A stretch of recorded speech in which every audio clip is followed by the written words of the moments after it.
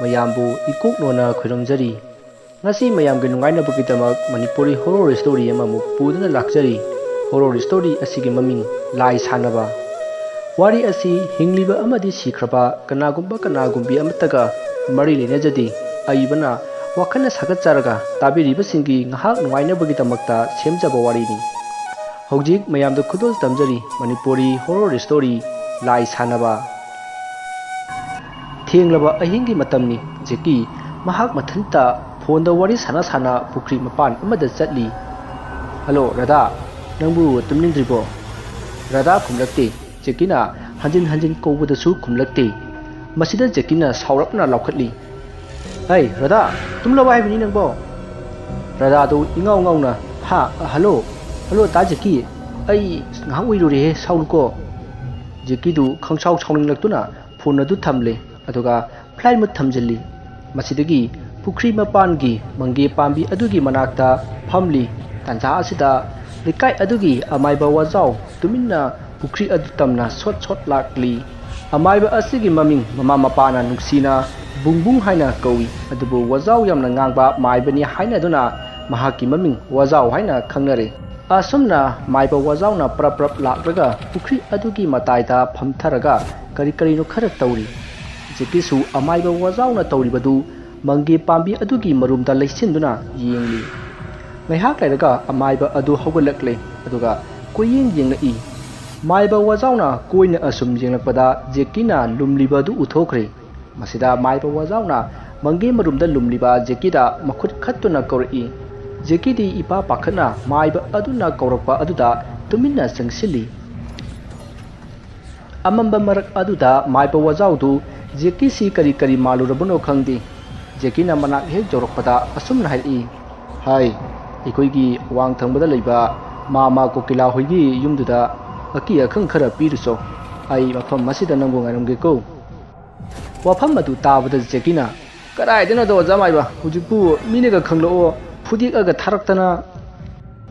jekigi wafam adu tabada amaiba wajau khangpre khangna hai nakrano jekina ai jekini haina masak taklami masida amaiba wajauna khalli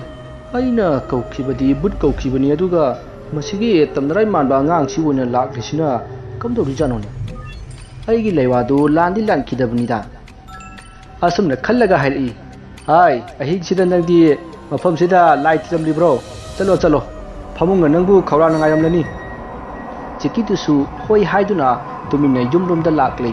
asumna numituma haukhre mathangi nonganbada jeki amaiba wajau gi manakta lakhi amaiba wajau du sumangda paya siduna lerami amaiba wajau di lakliba adu jekinya haiba khangdi maramdi ngarang nungdang amamba marakta thingnakhibana masak phajana khanghaude jekina prap changchil laklaga hairi mama paya siriro kari angang nuni paya siri baibu paya sirira hangine a ibungo nang mama se sak thonglabini ibungo jekina faida mama asumna hairaga amaiba wajauna phamliba phak adugi masi aduda phamjillaga hairi mama ngarang tawridubu kainu buchanabi gaiduro amaiba wajau paya siba adu sapleplaga jekida onsinduna hairi kainu nupa macha ngarang gi haidi jekina ngarang mana hairakpa tawkhiba sing adu loina hairi masida amaiba wajau du ngakpoi pakhatpoi jekida hairi hey kadai di wano do ha adu wado anik suna pangan ko karingumba nangna wafam adu mana manin laik labadi ai bu fatti haiganu masida jekina kai wano da mama wa phau haiji ping launa hekta sauri dubo nati ngarangi mission dubu phelorabo amaiba wajau du sauningba asum helakpagum sauning na hari yari bungo hannana batoro nang kuina le thalak labadi ai gi khuta nang phajai soidna jalani masida jekina oza maiba amukta saugat tikhinuda aina lakchari se ozada mantra tamba maiba tamba lakchabani mi masida maiba wajauna maiba tamba lakchabani gaisu haija sariye fare ai nangota wahang ama hangi masi sumna khumba ngamlabadi nang aingonda maiba tambagi ayaba pigani jeki masagi chahi kunmadi subada ngariba pakhangni maramasina amaiba wajauna angang oidi khanduna amaiba tamningdabadagi mari tawba horo ibani amaiba wajauna wahang hangge hairpa aduda jekisu hangu hairi Masida mai pa wazau na hangi ibungo nangna mai ba tamnang libasi kaigino Masida Jackie na khumai kano ni mama aina mai ba oiradi heloi sanaba ngamlani aduga but sanaba su hairani dana adugini da wafam adu tabada amai ba wazau tu sauning lakpara kaino khangdi ibungo aina pare sidi kalino khangbra khangi kaino mama adudi thangju ni kaino masina narai bakto ta khaitharak labadi nang kaidongni mama na haibi sidi ayu angang ni sini ne phai phai ngarang nangna but sanabado leikai takhoke khangneba asamna Jackie du sauna chatkhre hairiba numit asigi numidangni mayam punamak saksa toklaga magi phamungda tumna khre Jackie su tumkhre matamasida Jackie ki thunauda khujinna khoro kholai aduga Jackie hogalo wa mata haige tawbani tabo nangbo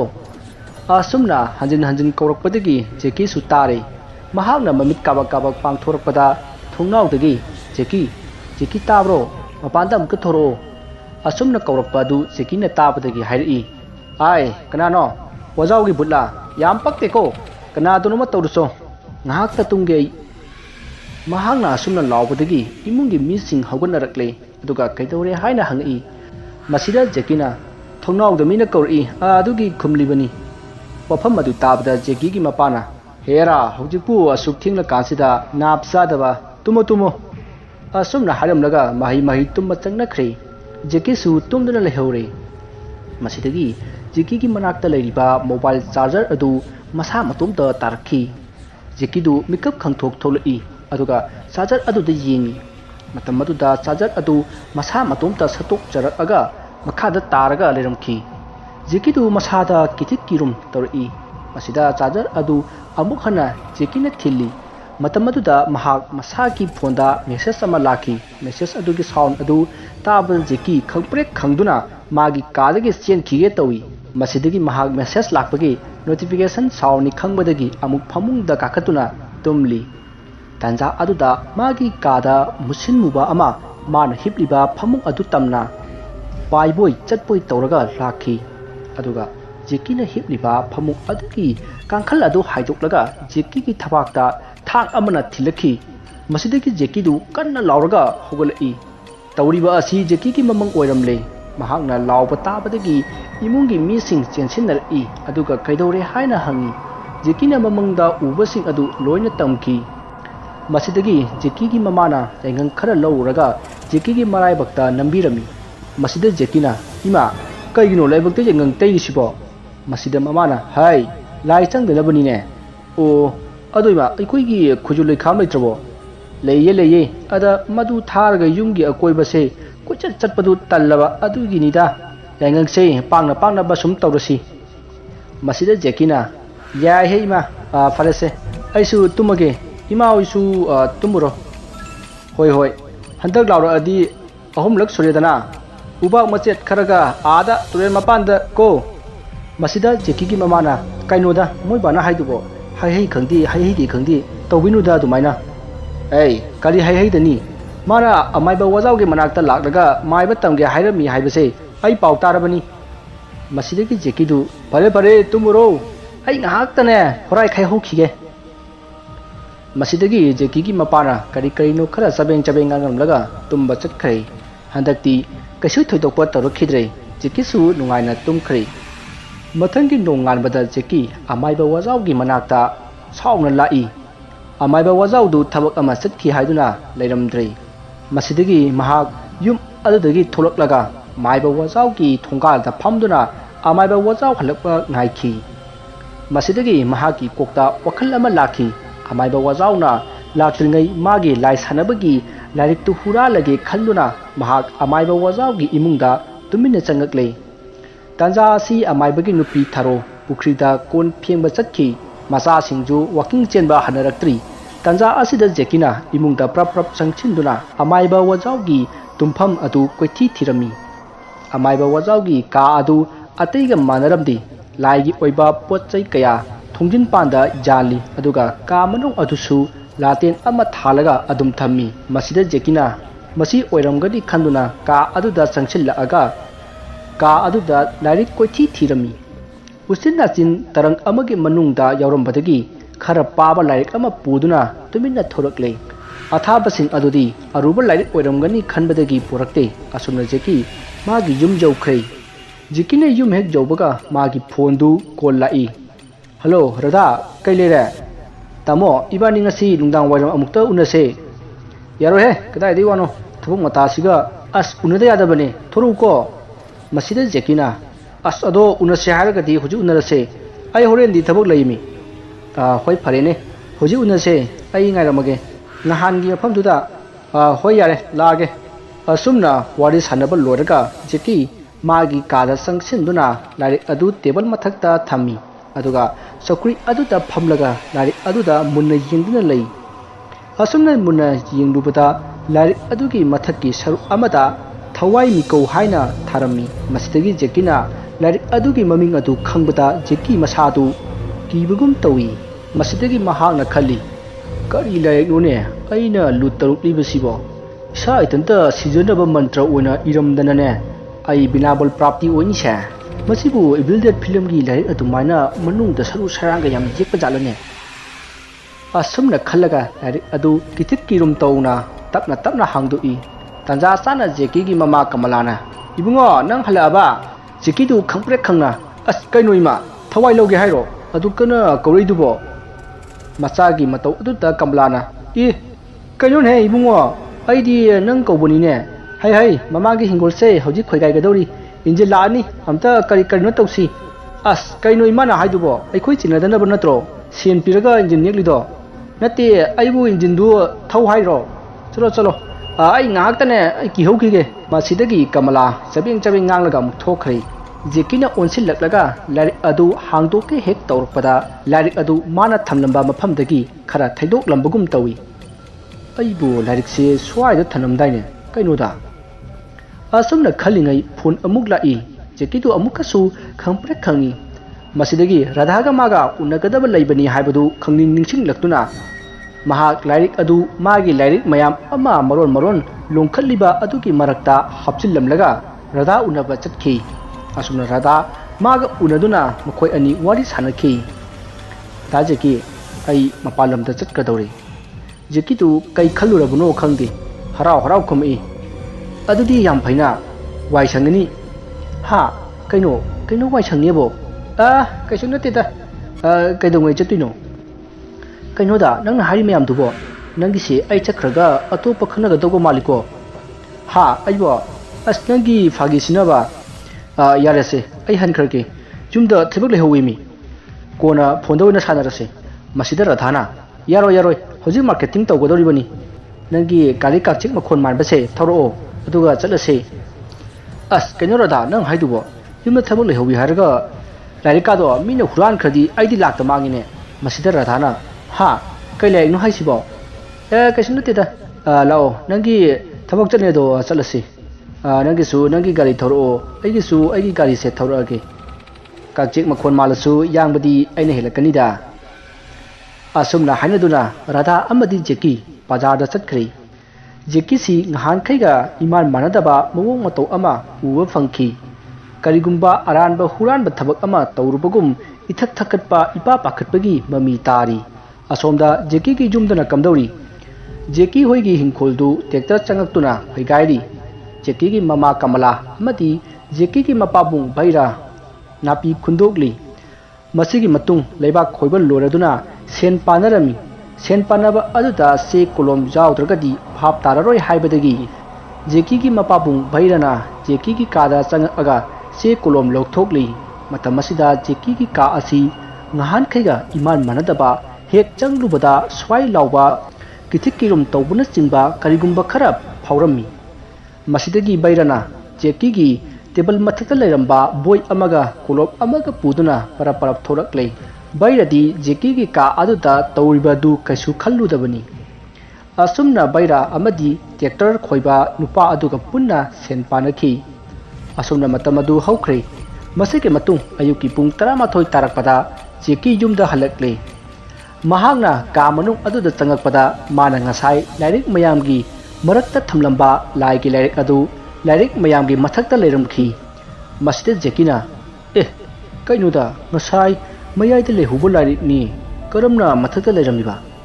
ꯑꯁꯨꯝꯅ ꯈꯜꯂꯒ ꯃꯍꯥꯛ ꯂꯥꯏꯔꯤꯛ ꯑꯗꯨ ꯄꯥꯏꯈꯠꯇꯨꯅ ꯌꯦꯡꯉꯤ ꯃꯇꯝ ꯑꯁꯤꯗ ꯂꯥꯏꯔꯤꯛ ꯑꯗꯨ ꯂꯨꯝꯐꯨ ꯁꯥꯔꯝꯃꯤ ꯖꯦꯀꯤꯅ ꯑꯇꯣꯞꯄ ꯂꯥꯏꯔꯤꯛ ꯑꯃꯗ ꯄꯥꯏꯗꯨꯅ ꯑꯃꯨꯛ ꯌꯦꯡꯉꯤ ꯑꯗꯨꯕꯨ ꯑꯇꯣꯞꯄ ꯂꯥꯏꯔꯤꯛꯁꯤꯡ ꯑꯗꯨꯗꯤ ꯀꯩꯁꯨ ꯁꯥꯔꯝꯗꯦ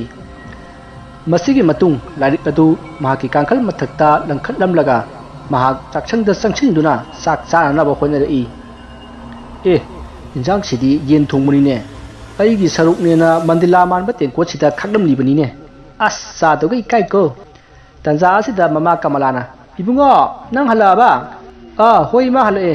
ꯑꯗꯣ ꯀꯩꯅꯣ ꯏꯟꯖꯥꯡꯁꯤꯕꯨ ꯈꯖꯤꯛ ꯈꯛꯇ ꯈꯥꯛꯂꯝꯂꯤꯁꯤꯕꯣ ꯍꯪꯂꯤꯕ ꯋꯥꯍꯪꯗꯨꯒꯤ ꯄꯥꯎꯈꯨꯝ ꯄꯤꯗꯅ ꯃꯃꯥ ꯀꯃꯂꯥꯅ ꯃꯃꯥꯡ ꯍꯤꯡꯈꯣꯜꯁꯦ ꯏꯟꯖꯤꯟꯅ ꯉꯁꯥꯏ ꯈꯣꯏꯒꯥꯏꯔꯝꯂꯕꯅꯤ ꯍꯥꯄꯨ ꯑꯝꯇ ꯁꯦꯡꯗꯣꯛꯅꯕ ꯇꯧꯁꯤ ꯆꯥꯛꯇꯣ ꯆꯥꯊꯣꯛꯑꯣ ꯑꯁꯤ ꯍꯥꯏꯔꯝꯃꯒ ꯆꯠꯈ꯭ꯔꯦ ꯑꯁꯨꯝꯅ ꯖꯦꯀꯤ ꯆꯥꯛꯆꯥ ꯇꯣꯛꯂꯒ ꯍꯤꯡꯈꯣꯜ ꯊꯣꯛꯇꯨꯅ ꯅꯥꯄꯤ ꯈꯨꯟꯗꯣꯛꯂꯤ ꯃꯍꯥꯛꯅ ꯅꯥꯄꯤ ꯈꯨꯟꯗꯣꯛꯅ ꯋꯥꯈꯜ ꯑꯃ ꯈꯜꯂꯤ ꯑꯩꯅ ꯂꯥꯏꯔꯤꯛꯇꯨ ꯑꯃꯨꯛꯇ ꯐꯥꯎꯕ ꯍꯥꯡꯗꯣꯛꯇ꯭ꯔꯤ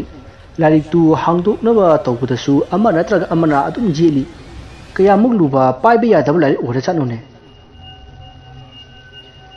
ꯑꯁꯨꯝꯅ ꯈꯜꯂꯒ ꯅꯥꯄꯤ ꯈꯨꯟꯗꯣꯛꯄꯗꯨ ꯇꯣꯛꯊꯣꯛꯑꯒ ꯏꯃꯨꯡ ꯆꯪꯉꯛꯏ ꯃꯃꯥ ꯀꯃꯂꯥꯅ ꯏꯕꯨꯡꯉꯣ ꯅꯥꯄꯤ ꯈꯨꯟꯗꯣꯛꯄ ꯂꯣꯏꯔꯕꯣ ꯑꯧ ꯏꯃꯥ ꯑꯩ ꯍꯣꯔꯦꯟ ꯅꯨꯡꯗꯥꯡ ꯋꯥꯏꯔꯝ ꯑꯣꯏꯅ ꯈꯨꯟꯗꯣꯛꯑꯒꯦ ꯉꯁꯤꯁꯦ ꯏꯁꯥꯁꯤ ꯏꯅꯨꯡ ꯅꯨꯡꯉꯥꯏꯇꯦ ꯅꯨꯡꯉꯥꯏꯔꯣꯏ ꯑꯁꯤ ꯍꯥꯏꯔꯝꯂꯒ ꯆꯠꯈ꯭ꯔꯦ ꯖꯦꯀꯤꯁꯨ ꯃꯥꯒꯤ ꯀꯥꯗ ꯆꯪꯉꯛꯂꯤ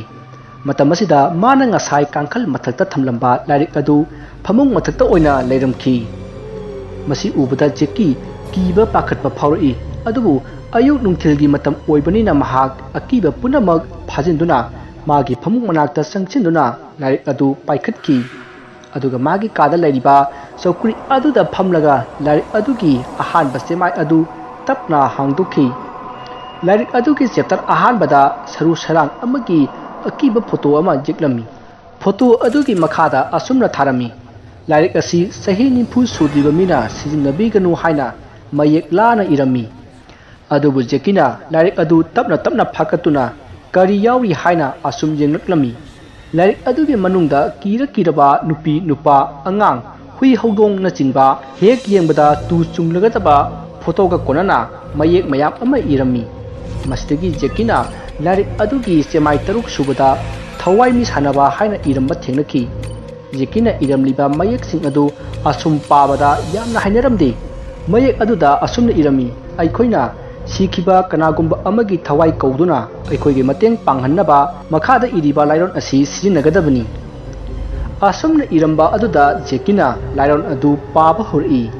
ꯑꯁꯨꯝꯅ ꯉꯥꯏꯍꯥꯛ ꯄꯥꯕꯗꯒꯤ ꯂꯥꯏꯔꯣꯟ ꯑꯗꯨ ꯈꯔ ꯃꯈꯩꯗꯤ ꯐꯥꯔꯦ ꯑꯁꯨꯝꯅ ꯍꯧꯈꯤꯗꯨꯅ ꯅꯨꯃꯤꯗꯥꯡ ꯋꯥꯏꯔꯝꯒꯤ ꯃꯇꯝ ꯌꯧꯔꯛꯄꯗ ꯃꯟꯇ꯭ꯔ ꯑꯗꯨ ꯐꯖꯅ ꯐꯥꯔꯝꯃꯤ ꯃꯁꯤꯒꯤ ꯃꯇꯨꯡ ꯃꯥꯅ ꯆꯤꯟꯐꯥ ꯄꯨꯔꯤꯕ ꯂꯥꯏꯔꯣꯟ ꯑꯗꯨ ꯍꯣꯔꯦꯟ ꯅꯨꯡꯗꯥꯡꯗꯤ ꯁꯣꯏꯗꯅ ꯇ꯭ꯔꯥꯏ ꯇꯧꯒꯦ ꯍꯥꯏꯕꯁꯤ ꯃꯥꯒꯤ ꯈꯟꯕ ꯑꯔꯦꯞꯄ ꯋꯥꯈꯜꯅꯤ ꯑꯁꯨꯝꯅ ꯃꯍꯥꯛ ꯅꯨꯡꯗꯥꯡ ꯑꯣꯏꯔꯛꯄ ꯉꯥꯏꯕ ꯑꯣꯏꯅ ꯍꯤꯡꯈꯣꯜꯗ ꯊꯣꯛꯇꯨꯅ ꯅꯥꯄꯤ ꯈꯨꯟꯗꯣꯛꯂꯤ ꯃꯁꯤꯒꯤ ꯃꯇꯨꯡ ꯅꯨꯃꯤꯗꯥꯡ ꯑꯣꯏꯔꯦ ꯃꯍꯥꯛꯅ ꯂꯥꯏꯔꯤꯛ ꯑꯗꯨ ꯑꯃꯨꯛ ꯅꯤꯡꯁꯤꯡꯕ ꯑꯣꯏꯅ ꯀꯟꯅ ꯄꯥꯔꯤ ꯑꯁꯨꯝꯅ ꯆꯥꯛ ꯇꯣꯛꯂꯕ ꯃꯇꯨꯡ ꯃꯌꯥꯝ ꯇꯨꯝꯅꯈ꯭ꯔꯦ ꯃꯁꯤꯗꯒꯤ ꯖꯦꯀꯤ ꯃꯥꯒꯤ ꯐꯣꯟ ꯑꯗꯨ ꯑꯣꯐ ꯊꯝꯖꯤꯜꯂꯦ ꯃꯔꯝꯗꯤ ꯔꯥꯙꯥꯅ ꯃꯉꯣꯟꯗ ꯐꯣꯟ ꯇꯧꯔꯛꯇꯅꯕꯒꯤꯗꯃꯛ ꯃꯁꯤꯗꯒꯤ ꯖꯦꯀꯤꯅ ꯃꯈꯣꯏꯒꯤ ꯌꯨꯝꯒꯤ ꯍꯤꯡꯈꯣꯜ ꯃꯇꯣꯟꯗ ꯍꯧꯕ ꯆꯣꯔꯣꯐꯣꯟ ꯄꯥꯝꯕꯤ ꯑꯗꯨꯒꯤ ꯃꯈꯣꯡꯗ ꯆꯪꯁꯤꯟꯗꯨꯅ ꯃꯥꯅ ꯉꯁꯥꯏ ꯆꯤꯟꯐꯥ ꯄꯨꯈꯤꯕ ꯂꯥꯏꯔꯣꯟ ꯑꯗꯨ ꯁꯣꯟꯕ ꯍꯧꯔꯛꯏ ꯃꯇꯝꯁꯤ ꯑꯍꯤꯡꯒꯤ ꯃꯇꯝ ꯑꯣꯏꯔꯕꯅꯤ ꯊꯥꯕꯜꯁꯨ ꯃꯌꯦꯛ ꯁꯦꯡꯅ ꯊꯣꯛꯇꯦ ꯖꯦꯀꯤꯅ ꯂꯥꯏꯔꯣꯟ ꯁꯣꯟꯕ ꯑꯗꯨꯗ ꯃꯥꯅ ꯂꯩꯔꯤꯕ ꯃꯐꯝ ꯑꯗꯨ ꯑꯁꯥꯕ ꯅꯨꯡꯁꯤꯠ ꯁꯤꯠꯄ ꯍꯤꯡꯒꯥꯏ ꯃꯅꯝ ꯅꯝꯕ ꯑꯣꯝꯆꯥꯛꯅꯕ ꯀꯌꯥ ꯇꯧꯔꯛꯈꯤ ꯖꯦꯀꯤ ꯃꯁꯥ ꯑꯗꯨ ꯍꯨꯃꯥꯡ ꯑꯅꯞꯄꯤ ꯀꯥꯡꯈꯠꯂꯛꯏ ꯃꯁꯤꯗꯒꯤ ꯃꯍꯥꯛ ꯀꯤꯕ ꯑꯁꯨꯝ ꯍꯦꯟꯖꯤꯜꯂꯛꯄꯗꯒꯤ ꯂꯥꯏꯔꯣꯟ ꯁꯣꯟꯕ ꯑꯗꯨ ꯇꯣꯛꯂꯒ ꯌꯨꯝꯗ ꯆꯪꯂꯒꯦ ꯍꯥꯏꯅ ꯃꯃꯥꯏ ꯑꯗꯨ ꯂꯩꯊꯣꯔꯛꯄꯗ ꯃꯨꯁꯤꯟꯃꯨꯕ ꯑꯃ ꯂꯦꯞꯂꯒ ꯂꯩꯔꯝꯈꯤ ꯖꯦꯀꯤ ꯈꯪꯄ꯭ꯔꯦꯛ ꯈꯪꯅ ꯐꯝꯊꯔꯒ ꯂꯣꯡꯅ ꯇꯥꯔꯝꯃꯤ ꯑꯗꯨꯒ ꯑꯃꯨꯕ ꯑꯗꯨꯗ ꯌꯦꯡꯂꯒ ꯃꯁꯥ ꯑꯗꯨ ꯊꯛ ꯅꯤꯛꯂꯒ ꯂꯩꯈꯤ ꯃꯁꯤꯗꯒꯤ ꯖꯦꯀꯤꯒꯤ ꯃꯅꯥꯛꯇ ꯑꯃꯨꯕ ꯃꯤꯒꯤ ꯃꯑꯣꯡ ꯃꯥꯟꯕ ꯑꯗꯨ ꯑꯁꯨꯝ ꯅꯛꯁꯤꯜꯂꯛꯈꯤ ꯃꯁꯤꯗꯒꯤ ꯃꯍꯥꯛ ꯅꯥꯀꯟ ꯑꯃꯔꯣꯝꯗ ꯆꯦꯟꯈꯤꯅꯕ ꯍꯣꯠꯅꯔꯛꯄꯗ ꯖꯦꯀꯤ ꯉꯥꯏꯈꯣ ꯑꯁꯨꯝꯅ ꯀꯧꯔꯛꯈꯤ ꯃꯁꯤꯗꯒꯤ ꯖꯦꯀꯤꯗꯨ ꯆꯞ ꯂꯦꯞꯄꯤ ꯑꯗꯨꯒ ꯑꯃꯨꯕ ꯑꯗꯨꯗ ꯂꯩꯁꯤꯜꯂꯛꯂꯒ ꯀꯩꯒꯤꯅꯣ ꯑꯩꯕꯨ ꯈꯥꯝꯂꯤꯕꯗꯤ ꯅꯪ ꯑꯩꯕꯨ ꯍꯥꯠꯀꯦ ꯍꯥꯏꯔꯣ ꯃꯁꯤꯗ ꯊꯋꯥꯏ ꯑꯗꯨꯅ ꯀꯔꯤꯒꯤꯅꯣ ꯅꯪꯅ ꯑꯩꯕꯨ ꯀꯧꯔꯤꯕꯗꯤ ꯅꯪꯅ ꯑꯩꯕꯨꯁꯨ ꯀꯧꯕ ꯑꯗꯨꯒ ꯑꯩ ꯎꯔꯒ ꯀꯩꯒꯤ ꯆꯦꯜꯂꯤꯕꯅꯣ ꯊꯋꯥꯏ ꯑꯗꯨꯒꯤ ꯋꯥ ꯇꯥꯕꯗ ꯖꯦꯀꯤꯗꯨ ꯇꯨꯃꯤꯟꯅ ꯂꯩ ꯅꯪꯂ ꯍꯧꯖꯤꯛ ꯑꯩꯅ ꯀꯧꯈꯤꯕ ꯊꯋꯥꯏꯗꯣ Jackie na khon khara kenglapna hanguba aduda saura kaino khangde thawai do Jackie ge manakta phan chongchillaklaga mani haina nganglaga khumlai masida Jackie du swai lawi tungda khongpham ama ani handoklaga hairi hei phare adudi ai nangonda wafam khara haige thauda khara pige haidana aina nambu kauribani sumdoro aigi mangda uriba hingkhol ase masi napi khundu u aduga leibak asi thugairamu masi nang ngamgadra asumna Jackie na hangakpada thawai aduna khumai ngambabudi ngamgani adubu aigi awaman taret chenja kaya pigani Jackie na ngakna kaino haisibo noidi sengi belu kaisu leitena kari da sijina nabano sena kaya piu haino hingkol se kaisu saudabani da Jackie ke wafam madu taraga thawai aduna khumlai nangi hingkol sauba pipa ai khangde aigi awamaldi sakchadum ahum pigadabani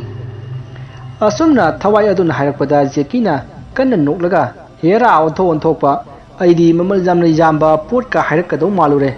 aduga fare ai leuthogige ko nga ngairamu asumna haramlaga mahak imungda sangkhige tari masida thawai aduna hairi hojik madugi matam nate aduna haye oina aibu kauru aduga ai lake aduga aina saranaba sakchitum ahum madu thanamgadabani nangi napi sing asibudi ai khundok piramlage asumna haiduna Jackie na kauriba thawai aduna Jackie gi hingkholda taliba napi sing adu loina khundokhi thabak loiraba matung thawai aduna hairaki aigi thabak loire aibu hankinaba leiwa solo wafam adu tabada Jackie masa adu humang napi kankhalai maramdi kaubugi mantra khaktamak phahobani chalan khinaba lairondi mahak phahodre masitigi Jackie na mana kauriba thawai aduda hairai kainoni sengna hairabada ai nangna hankinabagi lairondu ai phahodre aduna nang karai dano lairuro ai hayeng lairondo Simpa puraga nangbu hankinaba toroke masida thawai aduna sauna khumlai madu yaroi maiba soinau nangna aibu kauraga karigi warna basinba aina warabadi nang suwagadabani masi hairamaga thawai adu masa adu amuba maikuna masadagi brang karakhi aduga Jackie gi manakta chongchillaklaga magi mathapakta sapu kanna jairakhi masidagi Jackie du gyan mangge torami thawai aduna amukasu phuge torakpada Jackie na ngaiko ai wa haikige aina karigumba sikhrabadi nangbu kanana lotion bigani adu yana pangba karigino masida thawai aduna nuklaga hairi apangba aina nangi thawai adu lorabadi aigi minai ohenba yagadoribani aduna nangbu hojik aina hatlagani asi hairaga Jackie ki manakta amuk chongchilakhi masidagi Jackie mayumlomda kanna chelai adubu thawai aduna Jackie ki makhong adu pairaga hingkol maton tana chingkhi masidagi Jackie na kanna laurai mahanga lauba tabadagi yumgi mising hauganari aduga light amamam painaraga chenthongnarai matamasda Jackie hingkol matonda hauba sorphon pambi adugi manakta tharo olaga leiramki hena kiba amana Jackie ki manakta musinmuba mami sami toba migi saban manba ama lepamki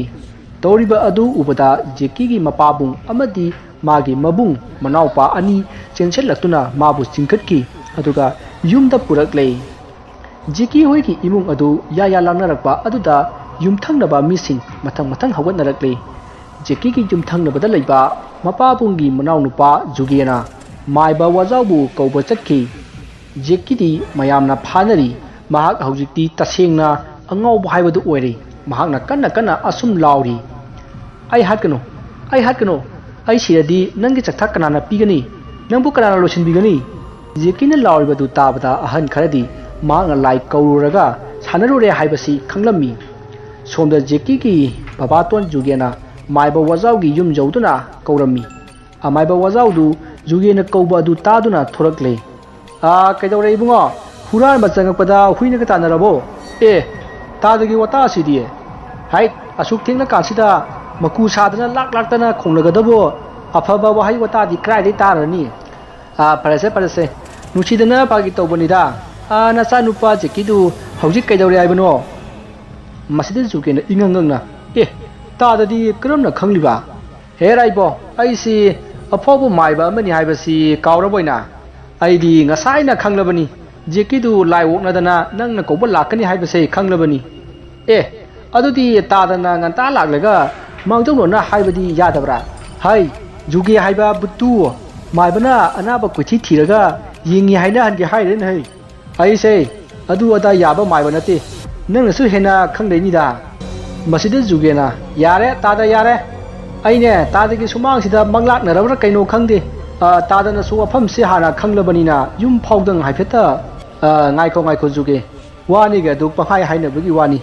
ꯑꯩ ꯂꯥꯏ ꯈꯣꯏꯔꯝꯅꯕ ꯄꯣꯠ ꯆꯩ ꯂꯧꯊꯣꯛꯎꯈꯤꯒꯦꯀꯣ ꯑꯁꯨꯝꯅ ꯍꯥꯏꯔꯝꯂꯒ ꯏꯃꯨꯡ ꯆꯪꯈꯤ ꯖꯦꯛꯀꯤꯅ ꯑꯃꯥꯏꯕ ꯋꯥꯖꯥꯎꯒꯤ ꯌꯨꯝꯗꯒꯤ ꯂꯥꯏ ꯁꯥꯟꯅꯕꯒꯤ ꯂꯥꯏꯔꯤꯛ ꯑꯗꯨ ꯍꯨꯈ꯭ꯔꯦ ꯍꯥꯏꯕꯁꯤ ꯃꯥꯏꯕ ꯋꯥꯖꯥꯎꯅ ꯍꯥꯟꯅ ꯈꯪꯂꯕꯅꯤ ꯑꯗꯨꯕꯨ ꯂꯥꯏ ꯁꯥꯟꯅꯕꯁꯤ ꯀꯔꯥꯏ ꯐꯥꯎꯕ ꯂꯨꯕꯒꯦ ꯍꯥꯏꯕꯗꯨ ꯈꯪꯍꯜꯂꯒꯦ ꯈꯟꯗꯨꯅ ꯂꯥꯏꯔꯤꯛ ꯑꯗꯨ ꯖꯦꯛꯀꯤꯒꯤ ꯃꯅꯥꯛꯇꯒꯤ ꯂꯧꯕ ꯂꯥꯛꯈꯤꯗꯕꯅꯤ ꯑꯃꯥꯏꯕ ꯋꯥꯖꯥꯎꯗꯨ ꯈꯥꯎ ꯑꯃ ꯌꯥꯜꯂꯒ ꯏꯃꯨꯡꯗꯒꯤ ꯊꯣꯔꯛꯂꯦ ꯃꯥꯅ ꯁꯨꯃꯥꯡ ꯍꯦꯛ ꯌꯧꯕꯒ ꯃꯥꯒꯤ ꯅꯨꯄꯤꯅ ꯊꯣꯡ ꯑꯗꯨ ꯂꯣꯟꯁꯤꯟꯍꯧꯏ ꯑꯁꯨꯝꯅ ꯖꯨꯒꯦꯒ ꯃꯥꯏꯕ ꯋꯥꯖꯥꯎꯒ ꯋꯥꯔꯤ ꯁꯥꯟꯅ ꯂꯥꯛꯂꯦ ꯑꯃꯥꯏꯕ ꯋꯥꯖꯥꯎ ꯂꯥꯛꯄ ꯎꯕꯗ ꯖꯦꯛꯀꯤꯗꯨ ꯂꯩꯅꯥ ꯍꯦꯟꯖꯤꯜꯂꯛꯄꯒꯨꯝ ꯆꯣꯔꯐꯣꯟ ꯃꯈꯣꯡ ꯑꯗꯨ ꯇꯝꯅ ꯆꯦꯟꯈꯤꯅꯕ ꯍꯣꯠꯅꯔꯛꯏ ꯃꯁꯤꯗ ꯑꯃꯥꯏꯕ ꯋꯥꯖꯥꯎꯅ ꯅꯣꯛꯂꯒ ꯍꯥꯏꯔꯛꯏ ꯍꯥꯏ ꯖꯦꯛꯀꯤ ꯀꯔꯤꯅꯣꯅꯦ ꯇꯧꯔꯤꯗꯨꯕꯣ ꯀꯔꯤ ꯆꯥꯔꯨꯔꯕ ꯍꯥ ꯑꯁꯤ ꯍꯥꯏꯔꯒ ꯖꯦꯛꯀꯤꯒꯤ ꯃꯄꯥꯗ ꯍꯥꯏꯔꯛꯏ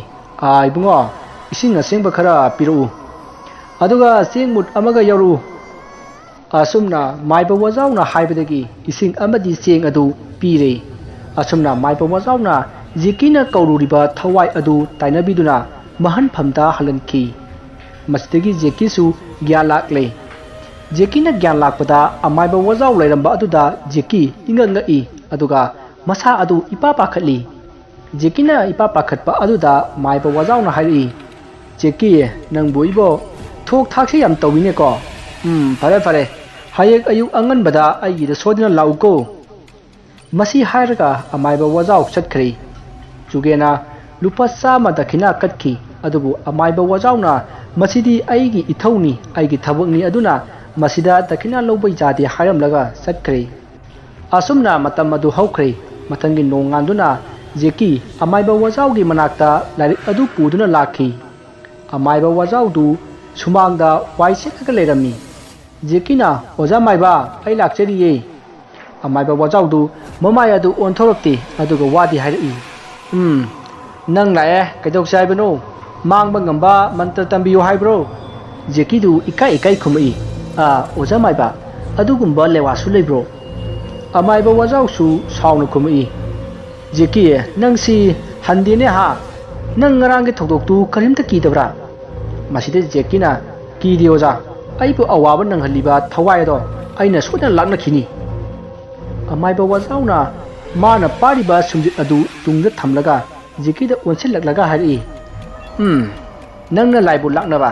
ꯌꯥꯏ ꯅꯪꯒꯤ ꯇꯨꯝꯕꯥꯗꯨ ꯌꯥꯏ ꯅꯪ ꯁꯤꯗꯧ ꯀꯨꯏꯗ꯭ꯔꯦꯀꯣ ꯋꯥꯐꯝ ꯑꯗꯨ ꯇꯥꯕꯗ ꯖꯦꯛꯀꯤꯅ ꯑꯃꯥꯏꯕ ꯋꯥꯖꯥꯎꯗ ꯅꯣꯛꯂꯨꯛꯅ ꯍꯥꯏꯔꯛꯏ ꯑꯁꯦꯡꯕꯅꯤ ꯃꯥꯃ ꯑꯩ ꯁꯤꯔꯁꯨ ꯁꯤꯈꯤꯒꯦ ꯉꯔꯥꯡ ꯑꯩꯕꯨ ꯑꯋꯥꯕ ꯄꯤꯈꯤꯕ ꯊꯋꯥꯏꯗꯣ ꯑꯩ ꯂꯥꯛꯅꯗꯕ ꯌꯥꯗꯕꯅꯤ ꯖꯦꯛꯀꯤꯒꯤ ꯋꯥꯐꯝ ꯑꯗꯨ ꯇꯥꯕꯗ ꯑꯃꯥꯏꯕ ꯋꯥꯖꯥꯎꯗꯨ ꯇꯨꯃꯤꯟꯅ ꯈꯜꯂꯒ ꯃꯥꯡꯒꯣꯜꯗ ꯀꯥꯈꯠꯂꯨ ꯍꯥꯏꯕꯒꯤ ꯏꯪꯒꯤꯠ ꯑꯃ ꯄꯤꯔꯛꯏ ꯃꯁꯤꯗꯒꯤ ꯖꯦꯛꯀꯤ ꯑꯃꯥꯏꯕ ꯋꯥꯖꯥꯎꯒꯤ ꯃꯥꯡꯒꯣꯜꯗ ꯀꯥꯈꯠꯈꯤ ꯃꯁꯤꯒꯤ ꯃꯇꯨꯡ ꯃꯥꯏꯕ ꯋꯥꯖꯥꯎꯗꯨ ꯊꯕꯛ ꯂꯣꯏꯔꯒ ꯃꯥꯡꯒꯣꯜꯗ ꯐꯝꯂꯤꯕ ꯖꯦꯛꯀꯤꯒꯤ ꯃꯅꯥꯛꯇ ꯆꯪꯁꯤꯜꯂꯛꯂꯒ ꯋꯥ ꯀꯌꯥ ꯇꯥꯟꯅꯈꯤ ꯖꯦꯛꯀꯤꯒꯤ ꯂꯥꯏꯕꯨ ꯁꯥꯟꯅꯒꯦ ꯈꯟꯕ ꯊꯧꯅꯥ ꯐꯕ ꯃꯇꯧ ꯑꯗꯨꯗ ꯑꯃꯥꯏꯕ ꯋꯥꯖꯥꯎꯅ ꯂꯥꯏ ꯁꯥꯟꯅꯕꯒꯤ ꯅꯤꯇꯤ ꯅꯤꯌꯣꯝ ꯄꯨꯝꯅꯃꯛ ꯇꯥꯛꯂꯝꯃꯤ ꯑꯁꯨꯝꯅ ꯊꯥ ꯑꯃ ꯍꯧꯖꯤꯟꯈ꯭ꯔꯦ ꯍꯧꯖꯤꯛꯇꯤ ꯖꯦꯛꯀꯤꯁꯨ ꯈꯔ ꯃꯈꯩꯗꯤ ꯍꯩꯔꯦ ꯑꯗꯨꯕꯨ ꯃꯥꯅ ꯍꯩꯔꯤꯕ ꯑꯁꯤꯗꯤ ꯃꯥꯏꯕ ꯑꯇꯩꯅ ꯍꯩꯔꯤꯕ ꯑꯁꯤꯒ ꯃꯥꯟꯅꯗꯦ ꯃꯥꯒꯤ ꯃꯍꯩ ꯑꯁꯤꯅ ꯂꯥꯏ ꯁꯥꯟꯅꯕꯒꯤ ꯃꯔꯝꯗ ꯍꯩꯕꯅꯤ ꯃꯔꯝ ꯑꯁꯤꯅ ꯂꯥꯏꯑꯣꯛ ꯇꯤꯜꯂꯣꯛꯄ ꯑꯅꯥ ꯑꯌꯦꯛꯀꯤ ꯊꯕꯛꯇꯤ ꯃꯍꯥꯛ ꯇꯝꯈꯤꯗꯦ ꯍꯩꯈꯤꯗꯦ ꯅꯣꯡꯃꯒꯤ ꯅꯨꯃꯤꯠ ꯑꯃ ꯖꯦꯛꯀꯤꯅ ꯃꯥꯕꯨ ꯑꯋꯥꯕ ꯄꯤꯈꯤꯕ ꯊꯋꯥꯏ ꯑꯗꯨ ꯀꯧꯗꯨꯅ ꯂꯥꯛꯅꯔꯒꯦ ꯈꯜꯂꯝꯃꯤ ꯅꯨꯃꯤꯠ ꯑꯁꯤꯒꯤ ꯅꯨꯃꯤꯗꯥꯡꯗ ꯖꯦꯛꯀꯤꯅ ꯃꯥꯅ ꯂꯥꯏ ꯀꯧꯈꯤꯕ ꯍꯤꯡꯈꯣꯜ ꯃꯇꯣꯟꯒꯤ ꯆꯣꯔꯐꯣꯟ ꯄꯥꯝꯕꯤ ꯑꯗꯨꯒꯤ ꯃꯈꯣꯡꯗ ꯂꯥꯛꯂꯒ ꯃꯥꯅ ꯀꯧꯈꯤꯕ ꯊꯋꯥꯏ ꯑꯗꯨ ꯑꯃꯨꯛ ꯍꯟꯅ ꯀꯧꯈꯤ ꯃꯇꯝ ꯑꯁꯤꯗ ꯍꯥꯟꯅ ꯃꯃꯥꯡꯊꯛꯇ ꯇꯧꯈꯤꯕ ꯁꯞꯇ ꯑꯗꯨ ꯇꯧꯕ ꯍꯧꯔꯛꯂꯦ ꯍꯟꯗꯛꯇꯤ ꯖꯦꯛꯀꯤ ꯀꯩꯁꯨ ꯀꯤꯈꯤꯗꯦ ꯃꯁꯤꯗꯒꯤ ꯉꯥꯏꯍꯥꯛ ꯂꯩꯔꯒ ꯊꯋꯥꯏ ꯑꯗꯨ ꯂꯥꯛꯂꯦ ꯊꯋꯥꯏ ꯑꯗꯨ ꯖꯦꯛꯀꯤꯅ ꯍꯦꯛ ꯎꯕꯒ ꯍꯥꯏꯔꯛꯏ ꯅꯪ ꯂꯥꯛꯑꯕ ꯐꯩ ꯉꯁꯤꯗꯤ ꯅꯪ ꯑꯃꯨꯛ ꯑꯩꯅ ꯑꯣꯠꯄ ꯇꯥꯔꯦꯗꯣ ꯋꯥꯐꯝ ꯑꯗꯨ ꯇꯥꯕꯗ ꯊꯋꯥꯏ ꯑꯗꯨꯅ ꯈꯨꯝꯃꯛꯏ nang aibu hana masak khangbra khonjel adu tabada jeki khangpret khangi mana hana kaukhiba thawai adudi nupani aduga handak lakleba asina nupini thawai nupi adugi khonjel tabada jeki ipa pakhana hari hai aidi nang kaukhide aina kaukhibadi ngasidagi numit kharani ki mamangda aibu laknaramba thawai adubu kaubuni nangna karigi mafam masida lakliba nangbo magi nupiro masida thawai aduna khumai nate ai magi nupi nate nangna thawai kauba matamda nangna uningliba sijinnangliba thawai adugi maming hana haigadabani madu haidrabadi thawai ama hekta lakani masidagi jeki matha yamna sarami asumna khanba yaba khalba matung hairi adudi phare aina kaukhiba thawai adu nangna amukta hanna kaurau masi nangi nathawni wafam adu tabada thawai adu hoi haiduna chatkhrei aduga ngahak leiraga mabu laknakhiba thawai adu thawai nupi aduna puduna lakle masida jeki yamna haraurami jeki na mana kaukhiba thawai nupi adu laiwa sonduna lankrei masidagi jekina mabu laknakhiba thawai adu da hairi oi tabra aina famliba charpon pambi asi khudak asida nemsinalu wafam adu tabada thawai aduna khumai hera maiba uroi paroi daba wani madu kanana bu ngamgadoribano ngamoi daba wa hairaga lakna bige khanbiganuda masida jekina kari aige chinthakta khumba asi hairaga mana porakpa hangam maru khara thawai adu da saisili masidagi thawai adu naman khibana kanna lauri upai leitraduna thawai adu sorphon pambi adu da nemtha hanaba onarai masidagi jekina toklo haiduna amuk tokhali aduga magi nuksinajabi radhagi manakta chatlaga kari tauri yenguso haina amuk tharami adusu second tara phawgi manungda halakadabani haina hairami asumna thawai adu makut pena laknakhi masigi matung thawai adu losinba matam oirakle jekina thawai adu da losinaba laiwa solakpada thawai adu chatlu haiba yadre masida jekina karigino nangna chatlu haiba yadribase haina hangakhi thawai aduna aidi nangna kawrakpa nate aduna aibu kawrakamba thawai aduna aibu amuk thingadabani natrabadi ai halloi thawai adugi wafam adu tabada jeki matha yamna sarami mana ngasai kaukhiba thawai adudi masak mamingsu khanghaude aduna karamna kaugadabano haina khanki masida jekina thawai aduda hairi nangbu kaubo laklamba thawai adugi maming hairu haina haibada thawai aduna khangde haiduna haidoklamdi masidagi jekina atopa thawai aba amuk kaunganaba honnari adubu nongalakadorabani mana kaugadoriba thawai adu lau haiba yadre maramasina mathangi numit taba ngaiba takhi hojik jeki gi manakta leriba thawai aduna jekida ai hankrage aibo hananaba ayabadu piro hairakhi mastai jekina hankrona nangmukrana khamge ngasaina hankhriba yarena masida thawai aduna adudi aibu kauramba thawai adu lakhallu haina hairakhi jekisu upai leitrabanina madudi ngamloi hayeng numit taraga thawai adu kauge hairami asumna marai tongnari ngaida nong asum gan thoraklei masidagi thawai aduna hairi amaiba soinau ai hauji nong gan thoraklei aduna nangi nasada oina ai changduna lotpa tare aduga horen numit taraga ai nangi nasadagi amuk thoraklage aduga nangna aibu halan khinabagi thawrang adu tawro wafam adu jeki yamna yaninglamdi maramdi thawai asina hek changkhibada mahak angauba haibadu oigadoribani adubu kauriba thawai adugi leifam pidrabadi jeki amadi magi imung manung awaba nangadoribani maram asina jekina yaningda thawai adu mangonda sangbagi ayaba du piki masigi matung thawai adu jekide hek changbaga masa adu tarang amada tawki kyan tajarabasu mana tawge khanba thabak amata tawba yakhidi adugi ona tainabata fattaba seran turanba ngakta tawbu hawrakhi hauji nong phajana ngale jeki mayumda parap changaga magi ka aduda leiba phamung adu mai tharakhi jeki gi ka adu mai chaklakpa aduda jeki gi mama kamala chenchil laktuna mai chakle haina kana laukhi ayuki matam oibana yumgi mising loinamak leirammi masidagi imungi mising chenchil laktuna mai chakliba adu kalami asumna yum adu maina sakadaba adu kalhauki masidagi jekidu sakshingromda prap changchil kharga thang ama lokthurai ꯑꯗꯨꯒ ꯃꯥꯒꯤ ꯃꯌꯥꯝꯕꯗ ꯊꯤꯟꯅꯅꯕ ꯍꯣꯠꯅꯔꯛꯄꯗ ꯃꯥꯒꯤ ꯃꯄꯥꯅ ꯊꯥꯡ ꯑꯗꯨ ꯐꯥꯍꯧꯈꯤ ꯑꯗꯨꯒ ꯖꯦꯀꯤꯕꯨ ꯐꯨꯈꯤ ꯑꯗꯨꯕꯨ ꯖꯦꯀꯤꯗꯤ ꯀꯩꯁꯨ ꯅꯥꯗꯕꯒꯨꯝ ꯅꯣꯛꯇꯨꯅ ꯂꯩꯈꯤ ꯑꯗꯨꯒ ꯃꯄꯥꯕꯨꯡꯗ ꯆꯣꯡꯁꯤꯜꯂꯛꯇꯨꯅ ꯃꯌꯥ ꯆꯤꯛꯅꯕ ꯍꯣꯠꯅꯔꯛꯏ ꯃꯇꯝ ꯑꯁꯤꯗ ꯖꯦꯀꯤꯒꯤ ꯃꯅꯥꯎꯅꯤꯄꯥ ꯑꯅꯤ ꯑꯗꯨꯅ ꯐꯥꯈꯤ ꯂꯩꯔꯤꯕ ꯏꯃꯨꯡ ꯃꯅꯨꯡꯒꯤ ꯃꯤꯁꯤꯡ ꯑꯗꯨ ꯖꯦꯀꯤꯒꯤ ꯃꯑꯣꯡ ꯑꯗꯨꯗ ꯀꯤꯅꯔꯝꯃꯤ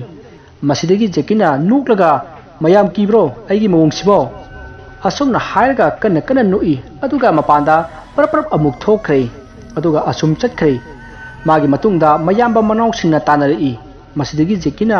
ꯃꯈꯣꯏꯒꯤ ꯊꯣꯡꯒꯥꯜꯒꯤ ꯃꯥꯌꯣꯛꯅꯕꯗ ꯂꯩꯕ ꯌꯨꯝ ꯑꯃꯒꯤ ꯂꯣꯏꯖꯕ ꯌꯦꯟ ꯑꯃ ꯐꯥꯔꯝꯃꯤ ꯑꯗꯨꯒ ꯃꯌꯥꯅ ꯆꯤꯛꯇꯨꯅ ꯁꯦꯠꯇꯨꯅ ꯆꯥꯔꯝꯃꯤ ꯃꯇꯧ ꯑꯗꯨ ꯎꯕꯗ ꯌꯨꯝ ꯑꯗꯨꯒꯤ ꯃꯤꯑꯣꯏꯁꯤꯡ ꯑꯗꯨ ꯖꯦꯀꯤꯁꯦ ꯍꯤꯡꯆꯥꯕ ꯆꯪꯂꯦ ꯍꯥꯏꯗꯨꯅ ꯀꯣꯏꯂꯥꯎ ꯂꯥꯎꯅꯔꯛꯏ ꯖꯦꯀꯤꯒꯤ ꯃꯌꯥꯝꯕ ꯃꯅꯥꯎꯁꯤꯡꯁꯨ ꯌꯧꯁꯤꯜꯂꯛꯇꯨꯅ ꯖꯦꯀꯤꯕꯨ ꯐꯥꯔꯒ ꯄꯨꯈꯤ ꯑꯗꯨꯒ ꯌꯨꯝꯗ ꯃꯌꯥꯝ ꯆꯪꯗꯨꯅ ꯐꯥꯔꯝꯃꯤ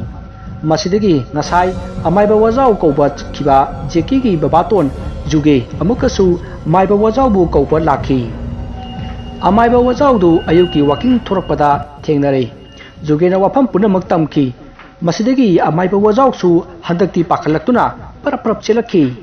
ꯑꯁꯨꯝꯅ ꯑꯃꯥꯏꯕ ꯋꯥꯖꯥꯎ ꯑꯃꯗꯤ ꯖꯨꯒꯦ ꯖꯦꯀꯤꯒꯤ ꯃꯅꯥꯛ ꯌꯧꯔꯦ ꯖꯦꯀꯤꯗꯤ ꯑꯃꯥꯏꯕ ꯋꯥꯖꯥꯎ ꯎꯕꯗ ꯌꯥꯝꯅ ꯁꯥꯎꯕꯒꯤ ꯃꯑꯣꯡ ꯎꯠꯂꯝꯃꯤ ꯃꯁꯤꯗ ꯑꯃꯥꯏꯕ ꯋꯥꯖꯥꯎꯅ ꯖꯦꯀꯤꯒꯤ ꯃꯄꯥꯗ ꯅꯆꯥꯅꯨꯄꯥ ꯑꯁꯤ ꯃꯊꯣꯡ ꯌꯥꯝꯅ ꯆꯥꯗꯦ ꯃꯤꯒꯤ ꯂꯥꯏ ꯁꯥꯟꯅꯕꯒꯤ ꯂꯩꯋꯥꯕꯨ ꯃꯥꯅ ꯂꯥꯟꯅ ꯁꯤꯖꯤꯟꯅꯔꯨꯕꯅ ꯉꯁꯤꯒꯤ ꯊꯧꯗꯣꯛ ꯑꯁꯦ ꯊꯣꯛꯂꯤꯕꯅꯤ ꯍꯥꯏꯅ ꯉꯥꯡꯂꯝꯃꯤ ꯃꯁꯤꯗꯒꯤ ꯖꯦꯀꯤꯒꯤ ꯃꯃꯥ ꯀꯃꯂꯥꯅ ꯇꯥꯗ ꯍꯧꯖꯤꯛꯄꯨ ꯀꯔꯤ ꯇꯧꯔꯒꯗꯧꯔꯤꯕꯅꯣ ꯏꯆꯥꯁꯤꯕꯨ ꯉꯥꯎꯒꯗꯧꯔꯤꯕ꯭ꯔꯥ ꯃꯁꯤꯗ ꯃꯥꯏꯕ ꯋꯥꯖꯥꯎꯅ ꯁꯥꯎꯅ ꯍꯩꯃꯥ ꯀꯔꯤ ꯇꯧꯔꯨꯅꯦꯒꯦ ꯁꯤꯖꯈꯤꯕ ꯇꯥꯔꯦꯗꯅ ꯂꯥꯏꯗ ꯐꯥꯎ ꯁꯥꯔꯗꯤ ꯁꯤꯖꯕ ꯇꯥꯕꯅꯤꯗꯅ ꯖꯨꯒꯦꯗꯨ ꯑꯃꯥꯏꯕ ꯋꯥꯖꯥꯎꯁꯤ ꯁꯥꯎꯔꯦ ꯈꯪꯕꯗꯒꯤ ꯑꯣꯖꯥ ꯁꯥꯎꯕꯤꯒꯅꯨ ꯑꯉꯥꯡꯅꯤ ꯈꯪꯒ ꯇꯧꯖꯔꯤꯅꯤ ꯑꯣꯖꯥꯅ ꯐꯅꯕ ꯀꯔꯤꯅꯣ ꯈꯔ ꯇꯧꯕꯤꯗ꯭ꯔꯒꯗꯤ ꯑꯉꯥꯡꯁꯦ ꯁꯣꯏꯗꯅ ꯕꯦꯔꯥ ꯀꯥꯔꯅꯤ ꯑꯣꯖꯥ ꯃꯁꯤꯗꯒꯤ ꯑꯃꯥꯏꯕ ꯋꯥꯖꯥꯎꯗꯨ ꯖꯨꯒꯦꯅ ꯇꯞꯊꯔꯛꯄ ꯑꯗꯨꯗ ꯋꯥꯈꯜ ꯍꯟꯊꯔꯛꯏ ꯐꯔꯦ ꯍꯧꯖꯤꯛ ꯏꯕꯨꯡꯒꯣ ꯅꯨꯄꯥ ꯃꯆꯥ ꯑꯁꯤꯒꯤ ꯃꯁꯥꯗ ꯊꯋꯥꯏ ꯑꯃ ꯆꯪꯗꯨꯅ ꯂꯩꯔꯦ ꯊꯋꯥꯏ ꯑꯁꯤꯒ ꯃꯥꯒ ꯌꯥꯅꯈꯤꯕ ꯑꯃꯒꯤ ꯃꯇꯨꯡ ꯏꯟꯅ ꯍꯣꯔꯦꯟ ꯅꯨꯡꯗꯥꯡ ꯐꯥꯎꯕꯗꯤ ꯊꯋꯥꯏ ꯑꯁꯦ ꯆꯠꯂꯨ ꯍꯥꯏꯕ ꯌꯥꯔꯔꯣꯏ ꯑꯗꯨꯅ ꯅꯨꯡꯗꯥꯡ ꯉꯥꯏꯕ ꯇꯥꯕꯅꯤ ꯑꯁꯨꯝꯅ ꯑꯃꯥꯏꯕ ꯋꯥꯖꯥꯎꯅ ꯍꯥꯏꯕꯗꯒꯤ ꯃꯌꯥꯝꯗꯨ ꯅꯨꯃꯤꯗꯥꯡ ꯑꯣꯏꯔꯛꯄ ꯉꯥꯏꯔꯦ ꯁꯣꯝꯗ ꯖꯦꯀꯤꯗꯤ ꯃꯥꯒꯤ ꯃꯁꯥ ꯑꯗꯨ ꯀꯣꯏꯆꯠ ꯆꯠꯅꯤꯡꯕꯒꯤ ꯃꯥꯕꯨ ꯀꯤꯗꯨꯅ ꯊꯝꯂꯤꯕ ꯊꯧꯔꯤ ꯑꯗꯨ ꯇꯠꯅꯅꯕ ꯀꯟꯅ ꯍꯣꯠꯅꯔꯤ ꯃꯁꯤꯗꯒꯤ ꯃꯈꯨꯠ ꯑꯗꯨ ꯊꯧꯔꯤ ꯑꯗꯨꯒ ꯇꯛꯅꯕꯗ ꯃꯈꯨꯠ ꯈꯨꯖꯦꯡ ꯑꯗꯨ ꯍꯨꯕꯥꯠꯇꯨꯅ ꯏ ꯌꯥꯝꯅ ꯊꯣꯛꯂꯦ ꯑꯁꯨꯝꯅ ꯃꯇꯝ ꯑꯗꯨ ꯍꯧꯈꯤꯕꯅ ꯍꯧꯖꯤꯛ ꯅꯨꯃꯤꯠ ꯇꯥꯔꯦ ꯑꯃꯥꯏꯕ ꯋꯥꯖꯥꯎꯅ ꯖꯦꯀꯤꯕꯨ ꯆꯔꯐꯣꯟ ꯃꯈꯣꯡꯗ ꯄꯨꯗꯨꯅ ꯃꯥꯒꯤ ꯃꯁꯥꯗ ꯆꯪꯂꯤꯕ ꯊꯋꯥꯏ ꯑꯗꯨ ꯇꯥꯟꯊꯣꯛꯅꯕ ꯂꯥꯏꯒꯤ ꯂꯥꯏꯔꯣꯟ ꯁꯣꯜꯂꯛꯈꯤ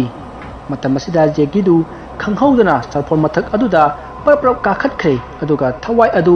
ꯖꯦꯀꯤꯒꯤ ꯃꯁꯥꯗꯒꯤ ꯊꯣꯛꯈꯤ ꯖꯦꯀꯤꯅ ꯒ꯭ꯌꯥꯟ ꯂꯥꯛꯄꯗ ꯃꯍꯥꯛ ꯆꯔꯐꯣꯟ ꯃꯊꯛꯇ ꯂꯩꯔꯝꯕ ꯑꯗꯨꯗ ꯃꯀꯣꯛ ꯉꯥꯎꯗꯨꯅ ꯎꯊꯛꯇꯒꯤ ꯇꯥꯔꯛꯈꯤ ꯃꯁꯤꯗ ꯃꯥꯒꯤ ꯃꯈꯨꯠ ꯑꯃꯗꯤ ꯃꯈꯣꯡ ꯃꯊꯥꯕꯥꯛꯀꯤ ꯁꯔꯨꯛ ꯈꯔ ꯇꯦꯛꯈꯤ ꯃꯌꯥꯝꯅ ꯃꯥꯕꯨ ꯍꯣꯁꯄꯤꯇꯥꯜꯗ ꯄꯨꯈꯠꯇꯨꯅ ꯂꯥꯏꯀꯠꯅꯈꯤ ꯁꯣꯝꯗ ꯑꯃꯥꯏꯕ ꯋꯥꯖꯥꯎꯅ ꯖꯦꯀꯤꯒꯤ ꯌꯥꯏꯐꯅꯕꯒꯤꯗꯃꯛ ꯂꯥꯏꯁꯣꯟ ꯇꯤꯟꯁꯣꯟ ꯇꯧꯗꯨꯅ ꯃꯥꯅ ꯁꯥꯟꯅꯔꯝꯕ ꯃꯥꯅ ꯀꯧꯔꯝꯕ ꯊꯋꯥꯏ ꯑꯗꯨꯕꯨ ꯂꯣꯏꯁꯤꯟꯕꯤꯈꯤ ꯃꯁꯤꯗꯒꯤ ꯖꯦꯀꯤ ꯅꯨꯃꯤꯠ 4ꯅꯤ ꯁꯨꯕ ꯅꯨꯃꯤꯠꯇ ꯋꯥꯈꯜ ꯂꯥꯛꯈꯤ ꯑꯁꯨꯝꯅ ꯃꯍꯥꯛ ꯊꯥ 3 ꯍꯦꯟꯅ ꯍꯧꯒꯠ ꯀꯥꯡꯈꯠꯄ ꯉꯝꯗꯅ ꯂꯩꯈꯤ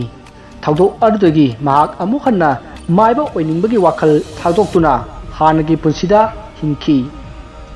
ꯅꯣꯡꯃ ꯅꯨꯡꯗꯥꯡ ꯑꯃ ꯃꯇꯝ ꯀꯨꯏꯅ ꯁ꯭ꯋꯤꯆ ꯑꯣꯐ ꯇꯧꯔꯨꯔꯕ ꯃꯥꯒꯤ ꯐꯣꯟ ꯑꯗꯨ ꯑꯣꯟ ꯇꯧꯈꯤ ꯑꯗꯨꯒ ꯔꯥꯙꯥꯗ ꯐꯣꯟ ꯇꯧꯈꯤ ꯔꯥꯙꯥ ꯖꯦꯀꯤꯒꯤ ꯈꯣꯟꯖꯦꯜ ꯇꯥꯕꯗ ꯌꯥꯝꯅ ꯍꯔꯥꯎꯈꯤ ꯄꯨꯛꯅꯤꯡ ꯅꯨꯡꯁꯤꯗꯨꯅ ꯌꯥꯝꯅ ꯀꯞꯈꯤ ꯖꯦꯀꯤꯗ ꯊꯣꯛꯂꯤꯕ ꯊꯧꯗꯣꯛ ꯈꯨꯗꯤꯡꯃꯛ ꯃꯍꯥꯛꯁꯨ ꯂꯣꯏꯅ ꯇꯥꯔꯝꯃꯤ ꯃꯁꯤꯗꯒꯤ ꯖꯦꯀꯤꯅ ꯔꯥꯙꯥꯕꯨ ꯊꯦꯝꯖꯤꯟꯕꯤꯗꯨꯅ ꯁꯤꯒꯨꯝꯕ ꯊꯕꯛ ꯑꯃꯨꯛ ꯍꯟꯅ ꯇꯧꯔꯔꯣꯏ ꯍꯥꯏꯗꯨꯅ ꯍꯥꯏꯈꯤ ꯑꯁꯨꯝꯅ ꯔꯥꯙꯥ ꯑꯃꯗꯤ ꯖꯦꯀꯤ ꯅꯨꯡꯁꯤꯕ ꯅꯨꯡꯉꯥꯏꯕ ꯋꯥꯔꯤ ꯀꯌꯥ ꯁꯥꯟꯅꯗꯨꯅ ꯃꯈꯣꯏ ꯑꯅꯤꯒꯤ ꯂꯞ ꯁ꯭ꯇꯣꯔꯤꯁꯨ ꯃꯈꯥ ꯆꯠꯊꯈꯤ ꯋꯥꯔꯤ ꯑꯁꯤꯒꯤ ꯂꯣꯏꯁꯤꯜꯂꯛꯄꯗ ꯀꯔꯤ ꯃꯔꯝꯗꯒꯤ ꯖꯦꯀꯤꯅ ꯂꯥꯏ ꯁꯥꯟꯅꯕꯒꯤ ꯋꯥꯈꯜꯂꯣꯟ ꯄꯣꯛꯈꯤꯕꯅꯣ ꯍꯥꯏꯕꯗꯨ ꯍꯥꯏꯖꯔꯛꯀꯦ ꯃꯍꯥꯛꯅ ꯅꯣꯡꯃ ꯃꯃꯥꯟꯅꯕ ꯅꯥꯃꯤꯕꯒꯤ ꯃꯆꯤꯟꯗꯒꯤ ꯋꯥꯐꯝ ꯈꯔ ꯇꯥꯔꯝꯃꯤ ꯃꯇꯥꯎ ꯑꯩꯈꯣꯏ ꯃꯥꯃꯗꯤ ꯂꯥꯏ ꯁꯥꯟꯅꯕꯗꯒꯤ ꯂꯥꯛ ꯄꯥꯏꯈ꯭ꯔꯦ ꯀꯩꯅꯣ ꯃꯥꯅ ꯉꯝꯕꯩ ꯆꯥꯡꯁꯦ ꯏꯅꯥ ꯈꯨꯜꯂꯕ ꯃꯤꯒꯤ ꯌꯨꯝꯗꯅꯦ ꯕꯨꯠ ꯄ꯭ꯔꯦꯠ ꯃꯤꯒꯤ ꯑꯇꯃꯥꯁꯦ ꯊꯥꯖꯤꯜꯂꯒꯅꯦ ꯑꯗꯨꯒ ꯃꯗꯨ ꯑꯃꯨꯛ ꯇꯥꯟꯊꯣꯛꯄꯒꯤ ꯁꯦꯟꯁꯦ ꯆꯥꯎꯅ ꯂꯧꯔꯒ ꯂꯥꯏꯒꯤ ꯕꯤꯖꯤꯅꯦꯁꯅꯤ ꯃꯥꯅ ꯇꯧꯔꯤꯁꯦ ꯑꯁꯨꯝꯅ ꯃꯃꯥꯟꯅꯕ ꯅꯥꯃꯤꯕꯅ ꯍꯥꯏꯔꯛꯄ ꯑꯗꯨ ꯇꯥꯕꯗ ꯖꯦꯀꯤꯒꯤ ꯋꯥꯈꯜꯂꯣꯟꯗ lai sanaraga sen tange haibagi wakhal maru hunki hariba numit adugi numidangda Radhaga maga lai sanabagi maramda wari kaya sanaki matam aduda Jackie ki manakta amaiba wajau laktuna lai sanaraki amaiba wajauna lai sanabagi mahai hai haibasi Jackie na khangbadagi mathang mathang thaudoksing asi thokibani adubo hojikti kaisu thoidokpa tawdana hanagi punsi mahingda hanjanki wari asi matang asida loijari wari asida soikiba langkiba wahai wata asoiba kaya yaurabasu tabiribasingna pukchel chauna ngapigani mathanggi wari si amuk mayam punna taminasi mayambu ikok nona khoiromjari ngasisu mayamgi nungainabagidamak Manipuri horror story amamuk puduna laksari horror story asigi maming ipugi lai sanafam wari asi hingliba amadi sikraba kanagumbi amataga marilinajadi aibana wakana sagatsaraga tabiriba singinga pothanabagidamata semjaba warini hojik mayamda khudol tamjari Manipuri horror story ipugi lai sanafam manglem amadi biku khul amatadagi miyoini makhoi ani yamsaluna tinajaba marupni makhoi ani khul pullabasu laikai di thangnadi manglemna awang laikai ni aduga bikuna maning laikai ni makhoi ani school su punna taminai koiba langba satpasu punna adum satminai yamaluna tinajaba marupni makhoi ani pakhrabadi laknaba yamna waba nupa ngaktadi oirami amana harpa thabak amana adudi tawgumse haiba waisi suhai hainadi hoida hainai nongma makhoi anina school halakpagi lambida wari sanai bai biku aikoigi lau khawgo yeba tawgadawdi nangsu yausi laudana la loire kaino adubu kapta so hayu atro hoine ado lau khawbadi hayengdagi hawrani ado kamdoba adudi ngasidagi laage horendo nang aikorobda lao aduga punna chaminarase hoine lobubudi lake ada school di kamdoba as school gi thokpa aikoi gi thokpa adugi kisu khaluno horen hawbodo kharangan lao ado noi mabu yarakadro yalida ai haina kese aduidi asumna manglem amadi bikudu ware sana lakpana magi lekai gi lerak jorpadagi magi yumda hanakre masigi matung matamdu haukre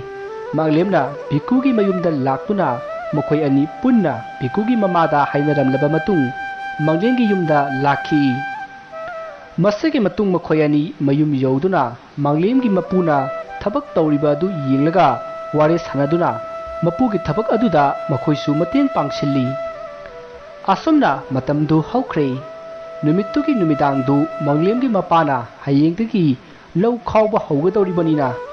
ahawba ama sasi haiduna manglengi mapana yen leirure masidagi manglengi mapana yen adu yumgi maninglomda sem saba tawri maduda manglemga bikugasu yauksinduna mateng pangli masigi matung yen adu semba saba loraga manglemgi mapadi changkhre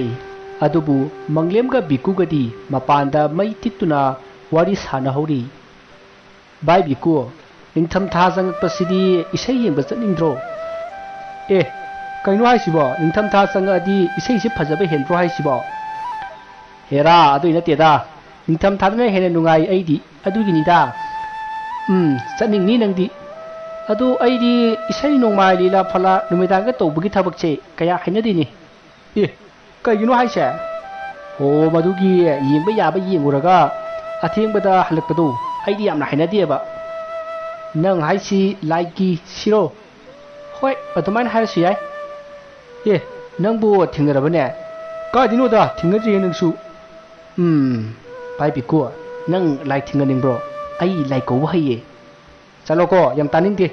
ore paroidaba as phaginati mi biku ai asengbai ni lai ko haye mi nangdi kanatagi tamiba nangbu mai bro as nang sidi ai haigese ado akhoi ipu khoi ima khoi haido kunuko moidi khangdabaneba haido oida ado haido oba kamai kauduno ba maming ga leibro leiye bai laigi maming loi lei maming do palaga kaudradi lai kanana laktuino nang sungare ne lambida noi mayam amal chatlaga leiringai da oi sida lao haina kaurakpada nang chatkadro namingdu kaurakanda nang chatpagi wa natro ho aidine o haigera hui haigera kaubu kauradi adum chatle haima adudi nang miduna nang nati haradi chopoidro namingdu kauradi sopchadana masiri ho yarese nang gane nang ngam ponti adu sharu lai kauthokpa hi haitanya amta kauthoro ai yengewa ka yinoda hoji jawoda nangsu mi horen ahing tawgada bathabakni nangdi horen ahing di kini ne ha kiroidro hera kiroida aise nupa ni nupa kari wonu ururage o taksi nupa wore aidi utif malure ho pharese pathi tole lai ko busungam dabanina imung changaslo oi ai lai ko bungam dabanja tim horen ahing kauge atuda nang khangneba asumna manglep amati bikudu wari sana sana imungda changlakle masigi matung ikoi koidana sak loraduna makhoi punna sak sathokle masigi matung makhoi mathang tumba changnakhre manglep amati bikusu phamungda changaktuna hipli adubu makhoi tumbadi tumdri makhoi ani tumina wari sanari pai manglem nang ngasai haiba thabaktu hauji yakhiroidro matamsi phanamdi thieng he ngai ko bai ngahak lekisi mi ubu yaba thabak nati mi sidi pungbu kya tarage pungbu di tara hele adudi yang wali horen ahing nung yai pung 12 baroda tawda bathakni yara adu oradi nang kauhoro ai tumi he yin ya huk thing nami adu oragana hojik try to rusiro ha yai ne hojik ying rase phare ne adu oragana la o chalasi asumna manglem amati bikudu lai kaurudoribani haiduna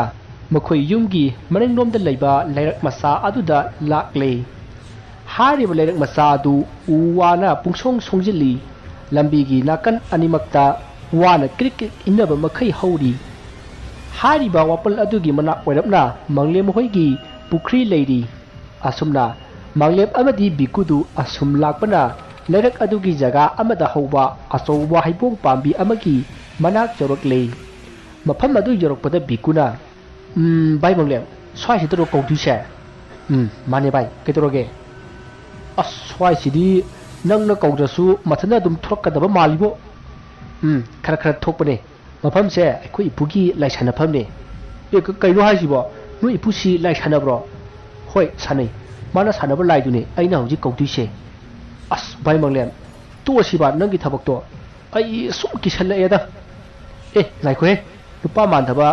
hore lai do koktuaga dance tawhansi ngai ko ba nang nadi adu hariba aidi mihun sureda yengki bada amambagi amamba ngakta nangdi sumaina lai ko base kayak surage ai buro busiga mukta kawri masina hanbo oidini kaino haisiba hore lai do thoraga ibani hat ke haradi kamdoba nang siri hairo he hairo agana yumda chen khaga loire kaino nang wa do ai kaya oinamde ko hoi pharese nang yam kiragana khara sathiba lai oina kauthu asi nang na kiridu da mateng oina ba ngasi ne ibani swaida ngamthoknani ko ngasi asumna manglem amadi bikudu wari sanaraga leiringai matamdi phanayamna thingdingkhre masidagi manglemna bikuda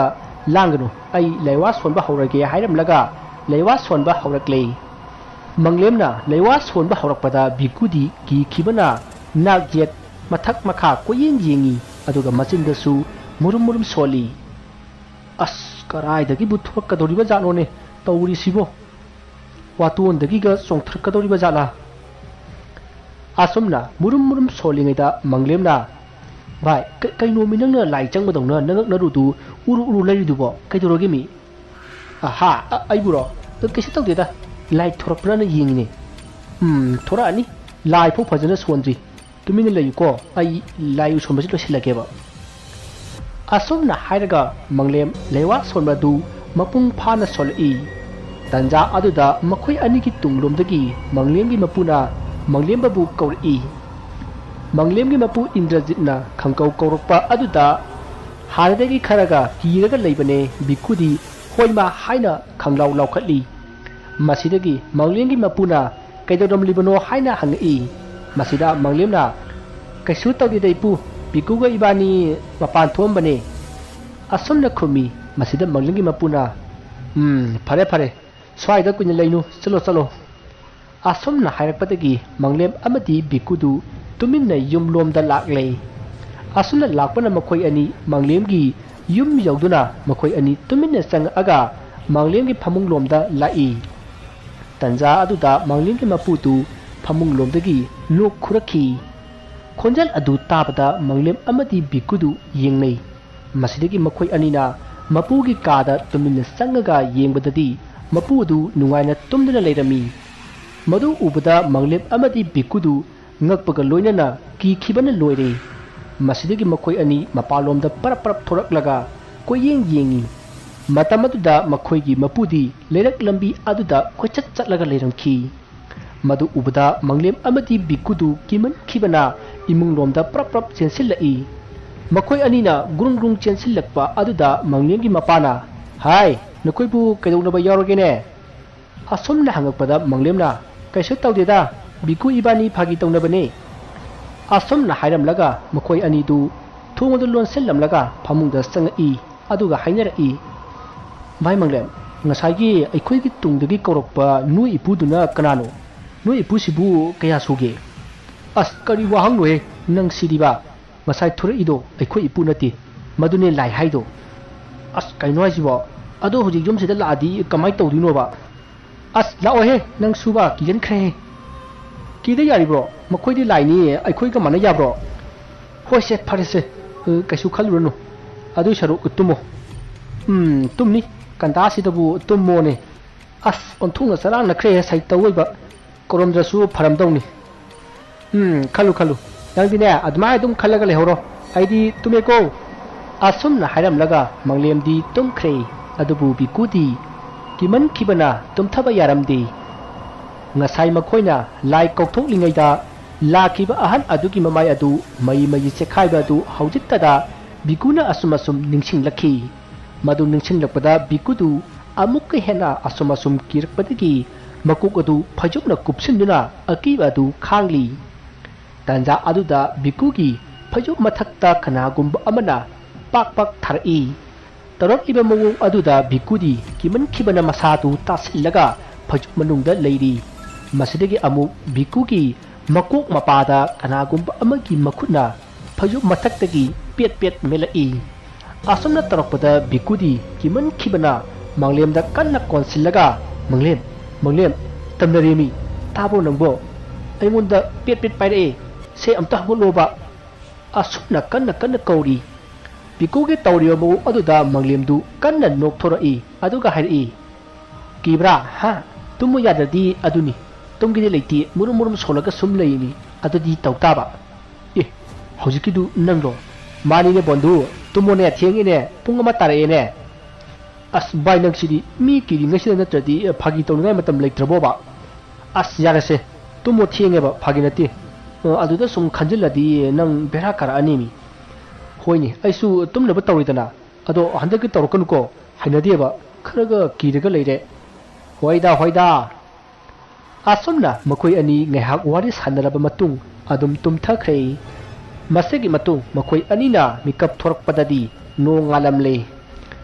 ꯃꯪꯂꯦꯝꯒꯤ ꯃꯃꯥ ꯃꯄꯥ ꯑꯃꯗꯤ ꯃꯄꯨ ꯍꯣꯏꯗꯨ ꯂꯧ ꯈꯥꯎꯕ ꯆꯠꯅꯕꯒꯤ ꯁꯦꯝ ꯁꯥꯕ ꯂꯣꯏꯅꯔꯝꯂꯦ ꯃꯁꯤꯗꯒꯤ ꯃꯪꯂꯦꯝ ꯑꯃꯗꯤ ꯕꯤꯀꯨꯁꯨ ꯐꯃꯨꯡꯗꯒꯤ ꯐꯨꯛ ꯍꯧꯒꯠꯅꯗꯨꯅ ꯃꯃꯥꯏ ꯃꯃꯤꯠ ꯇꯥꯊꯣꯛꯂꯒ ꯃꯈꯣꯏꯁꯨ ꯂꯧꯕꯨꯛ ꯆꯠꯅꯅꯕ ꯁꯦꯝ ꯁꯥꯔꯤ ꯑꯁꯨꯝꯅ ꯃꯈꯣꯏ ꯂꯧ ꯈꯥꯎꯅꯕꯒꯤ ꯂꯧꯕꯨꯛꯇ ꯂꯥꯛꯂꯦ ꯃꯁꯤꯒꯤ ꯃꯇꯨꯡ ꯃꯈꯣꯏ ꯂꯧꯕꯨꯛ ꯌꯧꯗꯨꯅ ꯃꯪꯂꯦꯝꯒꯤ ꯃꯄꯥ ꯍꯣꯏꯅ ꯅꯦꯛꯄ ꯅꯨꯄꯥ ꯈꯔꯒ ꯄꯨꯟꯅ ꯂꯧ ꯈꯥꯎꯕ ꯍꯧꯔꯛꯏ ꯑꯁꯨꯝꯅ ꯂꯧ ꯈꯥꯎꯔꯛꯄꯗ ꯃꯪꯂꯦꯝ ꯍꯣꯏꯗꯒꯤ ꯌꯨꯝ 4-5 ꯀꯥꯟꯅꯔꯒ ꯂꯩꯕ ꯅꯨꯄꯥ ꯑꯃꯅ ꯍꯥꯏꯔꯛꯏ ꯉꯔꯥꯡ ꯑꯍꯤꯡꯗꯤ ꯍꯨꯏ ꯌꯥꯝꯅ ꯀꯞꯄꯤꯅꯦ ꯃꯃꯤꯠꯇ ꯂꯥꯏ ꯎꯕ꯭ꯔꯥ ꯈꯪꯗꯦ ꯑꯗꯨꯒ ꯂꯩꯔꯛ ꯃꯆꯥꯔꯣꯝꯗꯁꯨ ꯋꯥꯆꯦꯠ ꯈꯥꯏꯕꯒꯤ ꯃꯈꯣꯜ ꯌꯥꯝꯅ ꯇꯥꯏ ꯑꯩꯈꯣꯏ ꯂꯩꯀꯥꯏꯁꯤꯕꯨ ꯑꯁꯣꯝ ꯑꯅꯥ ꯀꯅꯥꯒ ꯂꯩꯒꯦ ꯑꯁꯨꯝꯅ ꯅꯨꯄꯥ ꯑꯗꯨꯅ ꯍꯥꯏꯔꯛꯄꯗ ꯑꯇꯣꯞꯄ ꯅꯨꯄꯥ ꯑꯃꯅ ꯑꯃꯨꯛ ꯈꯨꯝꯃꯛꯏ ꯑꯩꯈꯣꯏ ꯂꯩꯀꯥꯏꯁꯤꯗ ꯑꯁꯣꯟ ꯑꯅꯥ ꯑꯃꯠꯇ ꯂꯩꯇꯦꯗ ꯑꯁꯣꯟ ꯑꯅꯥ ꯍꯥꯏꯔꯒꯗꯤ ꯅꯪ ꯇꯥꯔꯦꯗꯅ ꯅꯪ ꯂꯧꯕ ꯂꯥꯛꯄ ꯑꯣꯏꯔꯝꯒꯅꯤ ꯑꯗꯨꯅꯅꯤ ꯑꯩꯈꯣꯏꯅ ꯇꯥꯗ꯭ꯔꯒ ꯅꯪꯅ ꯇꯥꯔꯤꯗꯣ ꯀꯥꯟꯗꯦ ꯑꯍꯥꯎꯕ ꯆꯥꯍꯧꯔꯣꯀꯣ ꯅꯪ ꯃꯇꯝ ꯂꯣꯏꯔꯕꯅꯤ नुपा अनीदुगी वारीदुदा मयामदु वावा नोकली अदुबु मांगलेम अमदी बिकुदी मसादा स्वाई स्वाई लावी मखोइना खली ngarang makoina kauthoklamb lai adu loisallamdre aduna phattaba kharadi soidana tawrakdani haibasi makoina khanjarami masida manglemna bikuda tumin hairi bai biku ngarang aikhoidi laidu kauthoklamlaga laidu loisallamdre kamai tawni sidi aduna ni tamnaba hori harise as bai manglem adu ngarang hayu yadro hojikpu kamai tawdino aidi adugi maramda amata khangbusu nati nang sidi berani he as amta ngai khose horen ayingdo ibani ngarangi ipugi lai sanafam du da satlaga lai lusinaba tawrusi adu oradi kashu tawraroiba ngarangi mafam du da ngasi su amuk chatpa as tandorida arema pagi hek tawruba haiduni nangsu haiti haitana ai pa yam sai lai du koroga lusindaba yade haibadu khangadi kaigino ba ngarang losinlamdrido hone aisune maiba makti natabanina aisu bab ai hogdre adu bai manglem no ipuda haraga ma oina laidu lotion hanbadi kari kaige kariya aiku ipuda haraga lai lotion hanba yare yare aiku ipuda haidu sharuk ne wakching gi ahingda pukri da lupaga ne tharoi khunjeruge khunni nang khunne ba asum na makoi ani na wade sanari ngai manglingi mapana haima nakoi ani di warabro kaidore lau khawdre de asum na harapada bikuna baba wade da ibani wari masum sanabane asum na hairaga manglem amati bikudu lau khawba mu hogjilli adubu makoi ani wakhal jamna salang nakhi masiki matu makoi nungthilgi matam yoroktuna ayuki sak chaba yumda kanarakle manglem amadi bikusu yum yogduna makoi sak chari asumna sak chaba loraga makoi ani na hainai bai biku hojik nungthinsida oina laidu losilurasira bai adubu yagadro khangi yabri yengse hoi pharene hojiti nganbanina kisukide aduna hojik sekta losalurase asum na haina duna manglem amadi bikudu ngarang makhoina lai kokthok lamba lerak masa aduda lakli asumna makhoina lakpadadi lerak masa aduda makhoi nupa khara phamlaga jwar sanaduna leramki madu ubuda manglemna as bai biku mi leine sidi kamai tawni khangdi bai kamai tawdino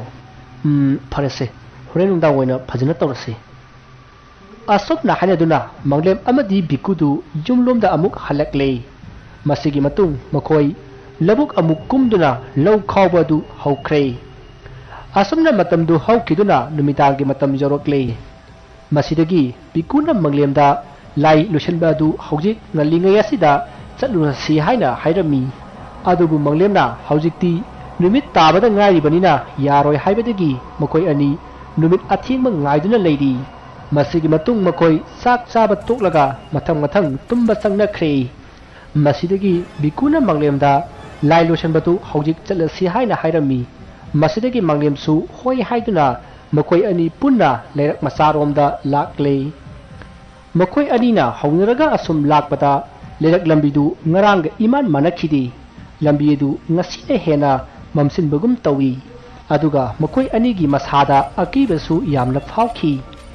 asumna makoi kina asum lakpana ngarang makoina lai kokthok lamba mapugi lai sanapam adu yorokle masidagi manglemna haibong makong adugi manakta tapna phamtharaga lewa khara sonba hori asumna lewa khara sonba horakpada manglemgi manakta lepliba bikugi lukhamda kanagomba amana khupakna tharakhi matawaduda bikuna kanano asumna hairaga tungda phatlawna yengthokpadadi manglemgi mapudu lipaga leiramle madu ubuda bikuna bai biku ngarangi noi ipudo thorae chela chela ohe asumna haramlaga senba hawi masidagi manglemsu ha karaino hairaga leithorakpada magi mapudu lepaga leiramki madu ubuda manglemsu hoima haina kanna lauraga senana bo honari masidagi manglemgi mapuna ai ngaiko nabani ngaiko ai wa haige asumna laurakpada biku amadi manglemdu ki khibana senba lepamdi masidagi manglemgi mapudu warak lomda sensillaga waton amadagi waton amada chung chongduna tanarakle ꯃꯁꯤꯗꯒꯤ ꯕꯤꯀꯨ ꯑꯃꯗꯤ ꯃꯪꯂꯦꯝꯅ ꯑꯁꯨꯝ ꯆꯦꯜꯂꯝꯕꯗꯒꯤ ꯇꯨꯡ ꯑꯣꯟꯊꯣꯛꯇꯨꯅ ꯌꯦꯡꯂꯨꯕꯗ ꯃꯪꯂꯦꯝꯒꯤ ꯃꯄꯨꯅ ꯆꯣꯡꯗꯨꯅ ꯇꯥꯟꯅꯔꯛꯄꯗꯨ ꯎꯔꯦ꯫ ꯃꯗꯨ ꯎꯕꯗꯒꯤ ꯃꯈꯣꯏ ꯑꯅꯤ ꯀꯤꯃꯟꯈꯤꯕꯅ ꯀꯟꯅ ꯂꯥꯎꯔꯒ ꯃꯪꯂꯦꯝꯒꯤ ꯌꯨꯝꯗ ꯀꯟꯅ ꯆꯦꯟꯁꯤꯜꯂꯤ꯫ ꯑꯁꯨꯝꯅ ꯀꯟꯅ ꯆꯦꯟꯁꯤꯟꯕꯗ ꯃꯪꯂꯦꯝꯒꯤ ꯃꯄꯨꯅ "ꯀꯩꯗꯧꯔꯦ?" ꯍꯥꯏꯅ ꯍꯪꯉꯤ꯫ ꯃꯁꯤꯗ ꯃꯪꯂꯦꯝꯗꯤ ꯇꯨꯃꯤꯟꯅ ꯂꯩꯔꯝꯃꯤ, ꯑꯗꯨꯕꯨ ꯕꯤꯀꯨꯅ ꯃꯈꯣꯏꯅ ꯇꯧꯔꯤꯕꯁꯤꯡ ꯑꯗꯨ ꯂꯣꯏꯅ ꯍꯥꯏꯗꯣꯛꯂꯝꯃꯤ꯫ ꯋꯥꯐꯝ ꯑꯗꯨ ꯇꯥꯕꯗ ꯃꯪꯂꯦꯝꯒꯤ ꯃꯄꯨꯗꯨ ꯌꯥꯝꯅ ꯁꯥꯎꯔꯝꯃꯤ ꯑꯃꯗꯤ ꯃꯪꯂꯦꯝꯒꯤ ꯃꯄꯥꯅꯁꯨ ꯌꯥꯝꯅ ꯁꯥꯎꯔꯝꯃꯤ꯫ ꯃꯁꯤꯗꯒꯤ ꯃꯪꯂꯦꯝꯒꯤ ꯃꯄꯨꯅ ꯃꯈꯣꯏꯗ ꯂꯣꯏꯖꯕ ꯌꯦꯟ ꯑꯃꯒ ꯂꯣꯏꯅꯅ ꯂꯥꯏ ꯁꯥꯟꯅꯐꯝ ꯑꯗꯨꯗ ꯕꯤꯀꯨ ꯑꯃꯗꯤ ꯃꯪꯂꯦꯝꯕꯨ ꯄꯨꯗꯨꯅ ꯂꯥꯛꯂꯦ꯫ ꯑꯗꯨꯒ ꯃꯪꯂꯦꯝꯒꯤ ꯃꯄꯨꯅ ꯂꯥꯏ ꯍꯦꯛ ꯁꯥꯟꯅꯐꯝ ꯑꯗꯨ ꯌꯧꯗꯨꯅ ꯃꯪꯂꯦꯝꯒꯤ ꯃꯄꯨꯅ ꯂꯩꯋꯥ ꯈꯔ ꯁꯣꯜꯂꯒ ꯀꯅꯥꯒꯅꯣ ꯈꯪꯗꯅ ꯋꯥꯔꯤ ꯁꯥꯟꯅꯔꯛꯏ꯫ ꯃꯁꯤꯒꯤ ꯃꯇꯨꯡ ꯉꯥꯏꯍꯥꯛ ꯂꯩꯔꯒ ꯃꯥꯅ ꯄꯨꯔꯛꯂꯤꯕ ꯌꯦꯟ ꯑꯗꯨ ꯍꯩꯕꯣꯡ ꯃꯈꯣꯡ ꯑꯗꯣꯝꯒꯤ ꯋꯥꯔꯛꯂꯣꯝꯗ ꯂꯪꯁꯤꯟꯈꯤ꯫ ꯑꯁꯨꯝꯅ ꯌꯦꯟ ꯑꯗꯨ ꯋꯥꯔꯛꯂꯣꯝꯗ ꯍꯦꯛ ꯂꯪꯁꯤꯟꯕꯒ ꯌꯦꯟ ꯑꯗꯨ ꯐꯗꯠ ꯇꯧꯔꯝꯂꯒ ꯇꯨꯃꯤꯟꯅ ꯂꯩꯈ꯭ꯔꯦ꯫ ꯇꯧꯔꯤꯕ ꯃꯑꯣꯡ ꯑꯗꯨꯗ ꯕꯤꯀꯨ ꯑꯃꯗꯤ ꯃꯪꯂꯦꯝꯗꯤ ꯃꯤꯍꯨꯟ ꯁꯨꯗ꯭ꯔꯦ꯫ ꯇꯟꯖꯥ ꯑꯗꯨꯗ ꯃꯪꯂꯦꯝꯒꯤ ꯃꯄꯨꯅ "ꯍꯥꯏ, ꯅꯈꯣꯏ ꯑꯅꯤꯁꯨ ꯑꯩꯈꯣꯏ ꯂꯥꯟꯈ꯭ꯔꯦ ꯍꯥꯏꯔꯒ ꯈꯣꯏꯔꯝꯃꯨ." ꯑꯁꯨꯝꯅ ꯍꯥꯏꯔꯛꯄꯗꯒꯤ ꯃꯪꯂꯦꯝ ꯑꯃꯗꯤ ꯕꯤꯀꯨꯗꯨ ꯑꯩꯈꯣꯏ ꯂꯥꯟꯈ꯭ꯔꯦ ꯍꯥꯏꯔꯒ ꯈꯣꯏꯔꯝꯂꯝꯃꯤ꯫ ꯃꯁꯤꯒꯤ ꯃꯇꯨꯡ ꯃꯈꯣꯏ ꯂꯥꯏ ꯈꯣꯏꯔꯝꯕ ꯂꯣꯏꯔꯒ ꯌꯨꯝꯂꯣꯝꯗ ꯍꯜꯂꯛꯈꯤ꯫ ꯃꯁꯤꯒꯤ ꯃꯇꯨꯡ ꯃꯪꯂꯦꯝꯒꯤ ꯃꯄꯨ ꯑꯃꯗꯤ ꯃꯄꯥꯅ ꯃꯇꯨꯡ ꯑꯁꯤꯒꯨꯝꯕ ꯊꯕꯛ ꯑꯁꯤ ꯑꯃꯨꯛ ꯍꯟꯅ ꯇꯧꯗꯅꯕ ꯌꯥꯝꯅ ꯉꯥꯡꯂꯝꯃꯤ꯫ ꯑꯗꯨꯒ ꯂꯩꯋꯥ ꯑꯗꯨ ꯀꯗꯥꯏꯗꯒꯤ ꯂꯧꯏ ꯍꯥꯏꯅ ꯍꯪꯕꯗ ꯃꯪꯂꯦꯝꯅ ꯃꯥꯒꯤ ꯃꯄꯨꯒꯤ ꯀꯥꯗ ꯆꯪꯕꯗ ꯆꯦꯖꯦꯠ ꯑꯃꯗ ꯏꯔꯝꯕꯗꯒꯤ ꯂꯧꯍꯧꯕꯅꯤ ꯍꯥꯏꯅ ꯈꯨꯝꯂꯛꯈꯤ꯫ ꯃꯇꯝ ꯑꯗꯨꯗ ꯃꯪꯂꯦꯝꯒꯤ ꯃꯄꯨꯅ ꯅꯣꯡꯃ ꯃꯥꯒꯤ ꯁꯥꯇ꯭ꯔ ꯑꯃꯗ ꯂꯩꯋꯥ ꯑꯗꯨ ꯄꯤꯅꯕꯒꯤ ꯆꯦꯗ ꯏꯔꯒ ꯃꯥꯒꯤ ꯀꯥꯗ ꯊꯝꯂꯝꯕ ꯑꯗꯨ ꯅꯤꯡꯁꯤꯡꯂꯛꯈꯤ꯫ ꯃꯁꯤꯗꯒꯤ ꯃꯪꯂꯦꯝꯒꯤ ꯃꯄꯨꯅ ꯃꯇꯨꯡ ꯃꯅꯥꯎ ꯇꯧꯒꯅꯨ ꯍꯥꯏꯔꯒ ꯉꯥꯡꯕ ꯌꯥꯕ ꯉꯥꯡꯂꯒ ꯕꯤꯀꯨ ꯑꯃꯗꯤ ꯃꯪꯂꯦꯝ ꯃꯈꯣꯏ ꯑꯅꯤꯕꯨ ꯇꯨꯝꯅꯅꯕ ꯍꯥꯏꯔꯛꯈꯤ꯫ ꯃꯁꯤꯗꯒꯤ ꯃꯈꯣꯏ ꯑꯅꯤ ꯐꯃꯨꯡꯂꯣꯝꯗ ꯂꯥꯛꯇꯨꯅ ꯍꯤꯞꯊꯅꯈ꯭ꯔꯦ꯫ ꯃꯇꯝ ꯑꯗꯨꯗ ꯃꯈꯣꯏ ꯑꯅꯤꯅ ꯍꯥꯏꯅꯩ, "ꯚꯥꯏ ꯃꯪꯂꯦꯝ, ꯈꯣꯟꯊꯤ ꯈꯔ ꯆꯥꯔꯁꯨ ꯂꯥꯏ ꯂꯣꯏꯁꯤꯟꯈꯤꯕꯁꯤꯗꯤ ꯅꯤ ꯍꯦꯛ ꯇꯥꯏꯍꯦ." "ꯚꯥꯏ, ꯋꯥꯈꯜꯁꯤ ꯈꯔ ꯌꯥꯡꯉꯤ꯫ ꯃꯁꯤꯒꯤ ꯊꯕꯛꯁꯦ ꯃꯇꯨꯡ ꯃꯅꯥꯎ ꯇꯧꯕ ꯌꯥꯕ ꯅꯠꯇꯦꯀꯣ." ꯑꯁꯨꯝꯅ ꯍꯥꯏꯅꯗꯨꯅ ꯃꯈꯣꯏ ꯑꯅꯤ ꯇꯨꯝꯊꯈꯤ꯫ ꯋꯥꯔꯤ ꯑꯁꯤ ꯃꯇꯥꯡ ꯑꯁꯤꯗ ꯂꯣꯏꯖꯔꯦ꯫ ꯋꯥꯔꯤ ꯑꯁꯤꯗ ꯁꯣꯏꯈꯤꯕ ꯂꯥꯟꯈꯤꯕ ꯋꯥꯍꯩ ꯋꯥꯇꯥ ꯑꯁꯣꯏꯕ ꯀꯌꯥ ꯌꯥꯎꯔꯕꯁꯨ ꯇꯥꯕꯤꯔꯤꯕꯁꯤꯡꯅ ꯄꯨꯛꯆꯦꯜ ꯆꯥꯎꯅ ꯉꯥꯛꯄꯤꯒꯅꯤ꯫